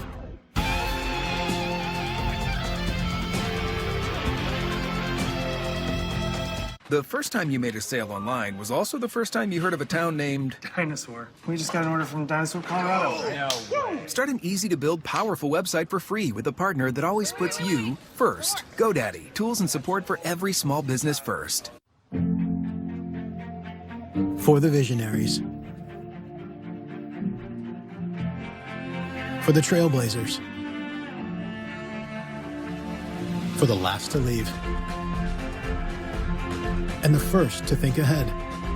There's Grainger. Supplies and solutions for every industry.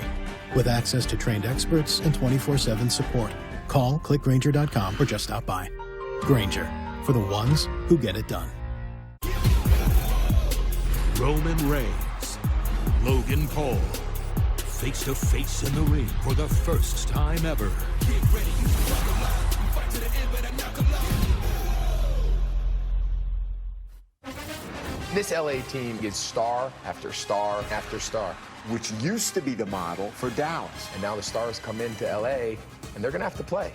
Caught! Touchdown! The NFL, Sunday on Fox. Your portfolio is more than what you invest in. It's what you invest for. Morningstar Investor helps you find investments for whatever you're saving for, with clear-cut research and ratings and tools that give you a deeper understanding of your portfolio, so your strategy holds up for whatever lies ahead. Learn more about Morningstar Investor and start your free trial at morningstar.com/TV. Introducing the Planet Fitness Guide to getting that post-workout glow. Step 1, what's your why? More epic energy, better sleep, blow off steam? Step 2, join Planet Fitness for $1 down, $10 a month, cancel anytime, and get moving. Go cardio crazy in our clean and spacious clubs. Jam out on the strength machines and get down with some dumbbells. Step 3, bask in that post-workout glow. Join Planet Fitness today for $1 down, $10 a month, cancel anytime. Deal ends Friday, October 14th. For the whole season, right here. Next Tuesday on Fox and FS1. The National League's biggest stars lead their teams in a fight for the crown. Nothing better than October. The NLDS begins next Tuesday on Fox and FS1. And the highlight of Monday Night Football last night was this idiot. Da, da, da, da, da, da, da, da, da, da, da. It's a girl, honey, it's a girl. Bang! Yeah, and actually it was not a gender reveal, though that would have been dope. It was not a gender reveal at all. He was protesting the treatment of, I don't know, free-range chickens in Alaska, and wants the world to know that they should be allowed to be free. But if you play that again from the top, I want you to notice the guy in the all-black outfit at the top of the screen right there. Bang! Down he goes. He goes down. I would have thought he was running at MetLife Stadium the way he tore his ACL there in a non-contact injury. Then you have the chubby guy in the yellow jacket. He can't. And here's the best part of that. So the guy in the yellow jacket, who's probably a douche knuckle, he's chasing after the guy, and the guy gets away. And that guy's not very athletic, right? No, not So at all. Bobby Wagner comes over and drops the guy, and then the slow dude in the yellow jumps on top WWE style, like, I got him, I got him, I got him. And then it had the... You know what it reminds me of? Remember the old Sesame Street thing? One of these things is not like the other. Watch the athletes come off the sideline to just absolutely lambaste the dude, right? While everybody else is chasing him. My favorite part. Where are the other guys in the yellow just popping in last second? This guy is busting his ass, well, trying to at least, and all of a sudden he finally gets the tackle and two guys just jump in last second. You know what they call what the guy in the yellow there, that technique is called, if you want to just back it up just one more time, back it up. And I want you to watch this guy in yellow who makes no real attempt to tackle the guy, but he's trying to get the guy, let it play, he's trying to get the guy just to go to the sideline. We call that the Jalen Ramsey School of Tackling. Yeah, and that's how, he has a camp for kids, that's how they teach how to tackle. All right, so watch this. Deebo Samuel, one of the most dynamic players in the league. Oh, there's a cut to the right. Now, slow it down. He's about to meet Jalen Ramsey at the 20-yard line. Jalen's going to make the tackle, right? He's Jalen. Woo! But, you know, when he does make an interception in the end zone to win a game, you know, the Superman-esque comes out, and he's all pumped up. But one more time, Deebo, a little step cut, bang right there to the right. And now it's just wheels. I mean, there's going to be very few people on the planet that will make that tackle. And to be fair to Jalen Ramsey, yeah, he can't tackle. He does have a second career as a security guard. Yes, he does. So just to be fair, if he wants to do that. By the way, listen, I know a lot of guys are playing for the yellow jacket. He's playing for a different yellow jacket, right? You get that, Cody? Yeah. See, because in the Hall of Fame, they got you got that? You killer. Did you get that? Actually great. That was not bad. That was on the fly, by the way. Yeah. Here's what we learned last night, though. We learned that right now Matthew Stafford's just not right. The Rams are just not right. Earlier in the show, I brought to you, and I think this is crazy.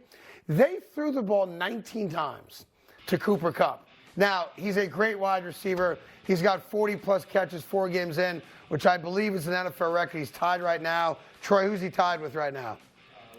Yeah, why don't you check that?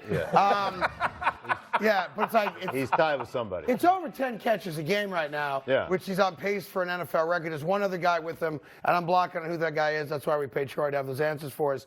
But you can't throw the ball to one guy 19 times. That's crazy. Here's the deal. Like, Andrew Whitworth, outstanding left tackle, going to go to the Hall of Fame. Yeah, just retired, right? They have not replaced him. And the thing about the Rams that you have to understand, they're a 3-wide base team, meaning they're playing with 3 wide receivers, 1 tight end, they call it 11 personnel, 1 running back.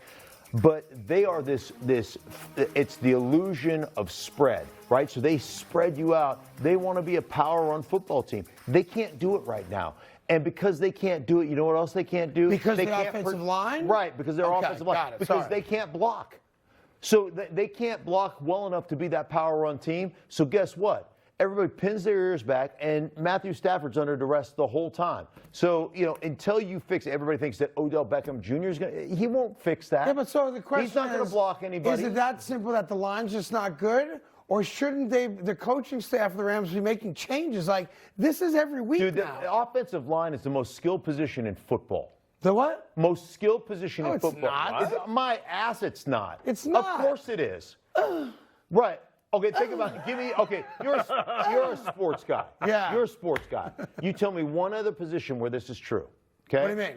Okay, let me give you the scenario. Okay, I'm going to set you up. All right, good. I'm ready. Let me set it up. I'm ready for this. Go ahead. All right. I'm ready. Okay. It's exciting.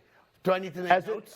You might. Okay. As an offensive lineman, okay, I'm the worst athlete collectively as a group. We're the worst athletes on the football team. Would you agree with that? Yes, I would. Okay, so we're the worst athletes on the football team. All right? So the guys that we're facing are better athletes than us, exponentially better athletes than us for the most part. Same size, same strength, but better athletes. A little bit. Maybe not exponentially. D-lineman, are you kidding me? Like Joey Bosa and they run Nick forward. Bosa. Ooh. Oh, how do I do that? Those guys are. How do I learn how to walk? Listen, shut up. Those guys are exponentially. They're exponentially better athletes than the offensive line. Okay. Okay. I am playing against a better athlete than me. I am required to beat that guy 60 out of 60 plays. If I give up one sack, that guy goes to the Pro Bowl, and I'm a piece of crap. So you're asking the lesser athlete to be better 100% of the time. So let me give you a scenario. We're playing in the NBA right now, and I get a switch, and I get a 6'3" point guard who's got handles, blows by a 7-foot center. We don't go, hey, that center can't play defense. He sucks, right? No, you say Sports Talk Radio we would, but well, it's a great matchup. So you're talking about the skill of actually moving a man from point A to point B against his will, who's a better athlete than you, and you have to do it 100% of the time.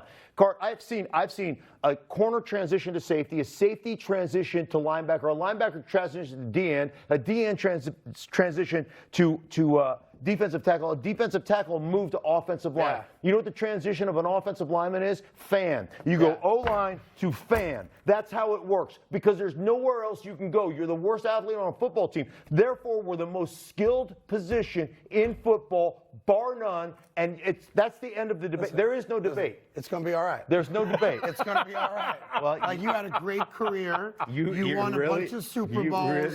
I want you to know. Right. It's going to be okay. Okay. All right. You got to let it go. took not one note. You didn't take one note. Because you got to let it go. That was a soliloquy. I'm going to give you my therapist on Wednesday. Right. You got to let it go, man. I just explained it to you, and you still don't understand it. They don't all become fans. Some of them get paid to talk about this for Right.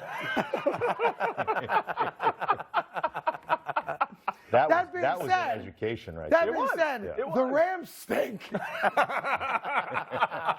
And San Francisco, I told you guys this before the season started, not that it's a unique thought. That is a tough team, and if Jimmy Garoppolo plays just the way he plays, that is going to be a team you want no part of come the postseason. Yes. I'm telling you, that's what it is. Green Bay is another one of those teams you never want a part of. And there's a lot of people talking around. You don't want a part of the Green Bay until the playoffs. Exactly. Right.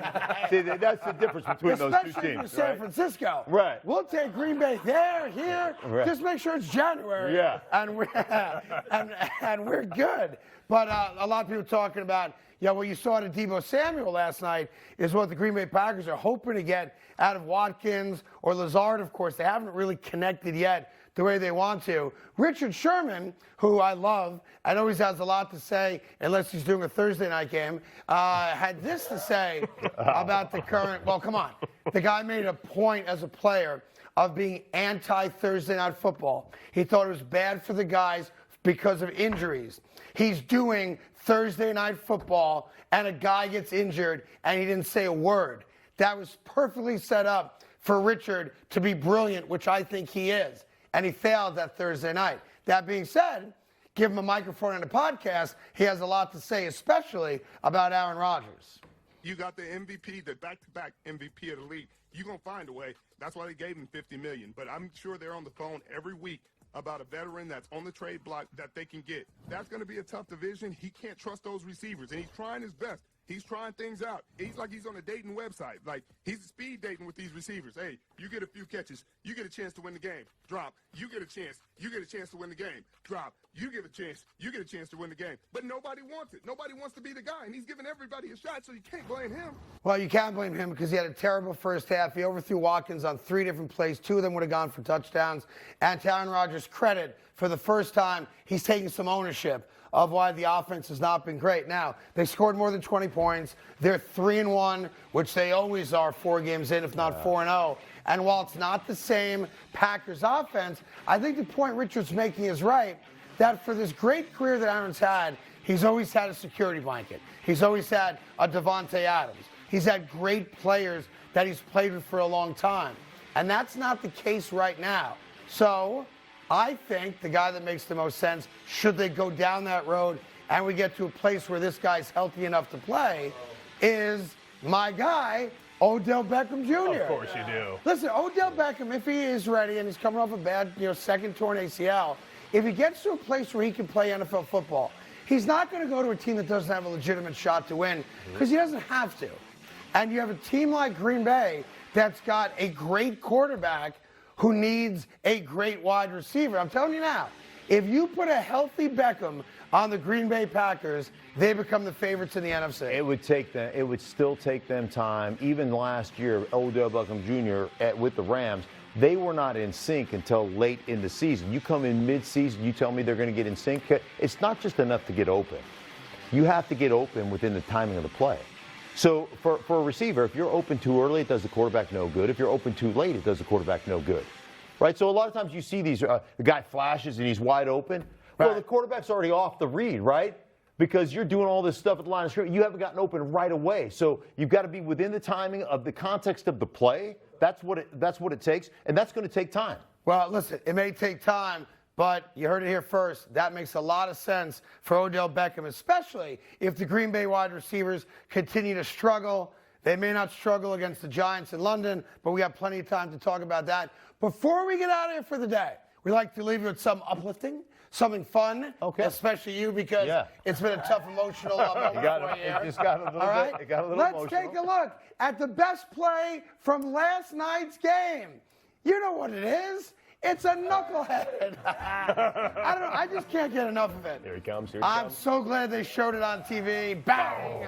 I'm so glad Bobby Wagner did that. I'm so glad that the guy loves the Himalayan camels that milk their young. We'll see you tomorrow morning again at 7. That's Cody. That's Mark. I'm Craig.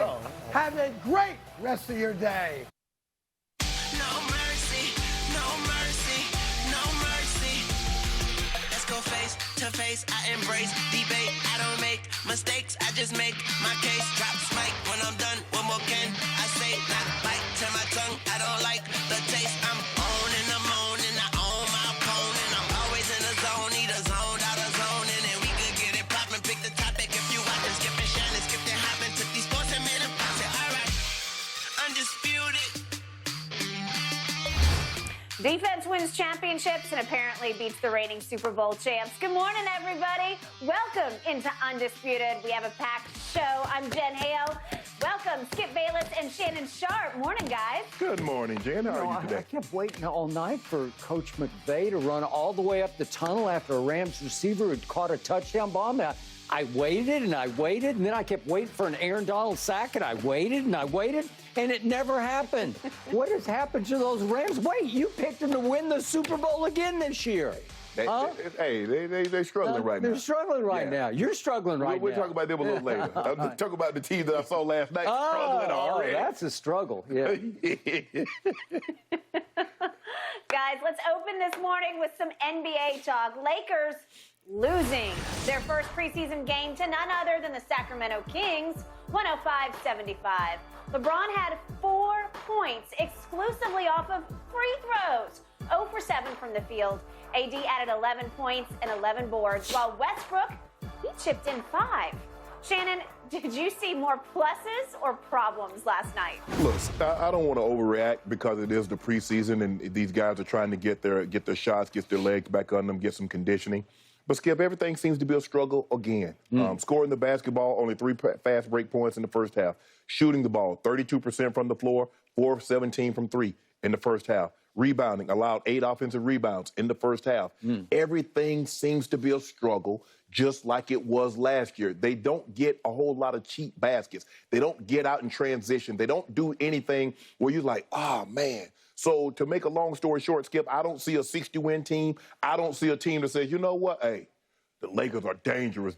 I don't see that currently. Now, like I said, it's only one preseason game. I think they got 4 or 5 more preseason games to go, and we'll see how this thing takes shape, how Darvin Ham can piece this thing together. But when I look at this team, look, LeBron was 0 for 7 from the floor last night. He missed 2 or 3 bunnies right there at the rim, maybe trying to look for contact, didn't get that call. I'm not overly concerned about that, but I wanted to see a team like, okay, I see this, I see. So right now, I see problems more than pluses. What is the plus? What piece did they add from last year that says, okay, that's a plus? That's going to be. They still don't shoot the ball particularly well, even if it's preseason. Just because it's preseason, that doesn't mean you can't do some things well. That doesn't mean you can't shoot the ball well. That doesn't mean that you can't rebound well. That means when the second unit starts the second half, that doesn't mean that you can't defend just because it's the preseason. So for me, I still see some of the same. The only positive that I saw last night was AD had a double-double in 16 minutes, 11 and 11. I can live with that. But other than that, I didn't really see anything that I'm like, got a lot of skits planned for this season. No, right now I don't see I don't got a whole lot of skits planned. Okay, my turn. Since I'm Mr. Positive over here on this side of the table, since I'm the cockeyed optimist of this group, I'm going to start with the pluses. Okay. And you skimmed right over the biggest plus of the night because it was a plus, plus, plus. It's like that new Hula ad, plus, plus, plus. Okay. Wait a second. Is this the same Anthony Davis that I remember from last year? Is this 2020 Anthony Davis who has suddenly reared his head?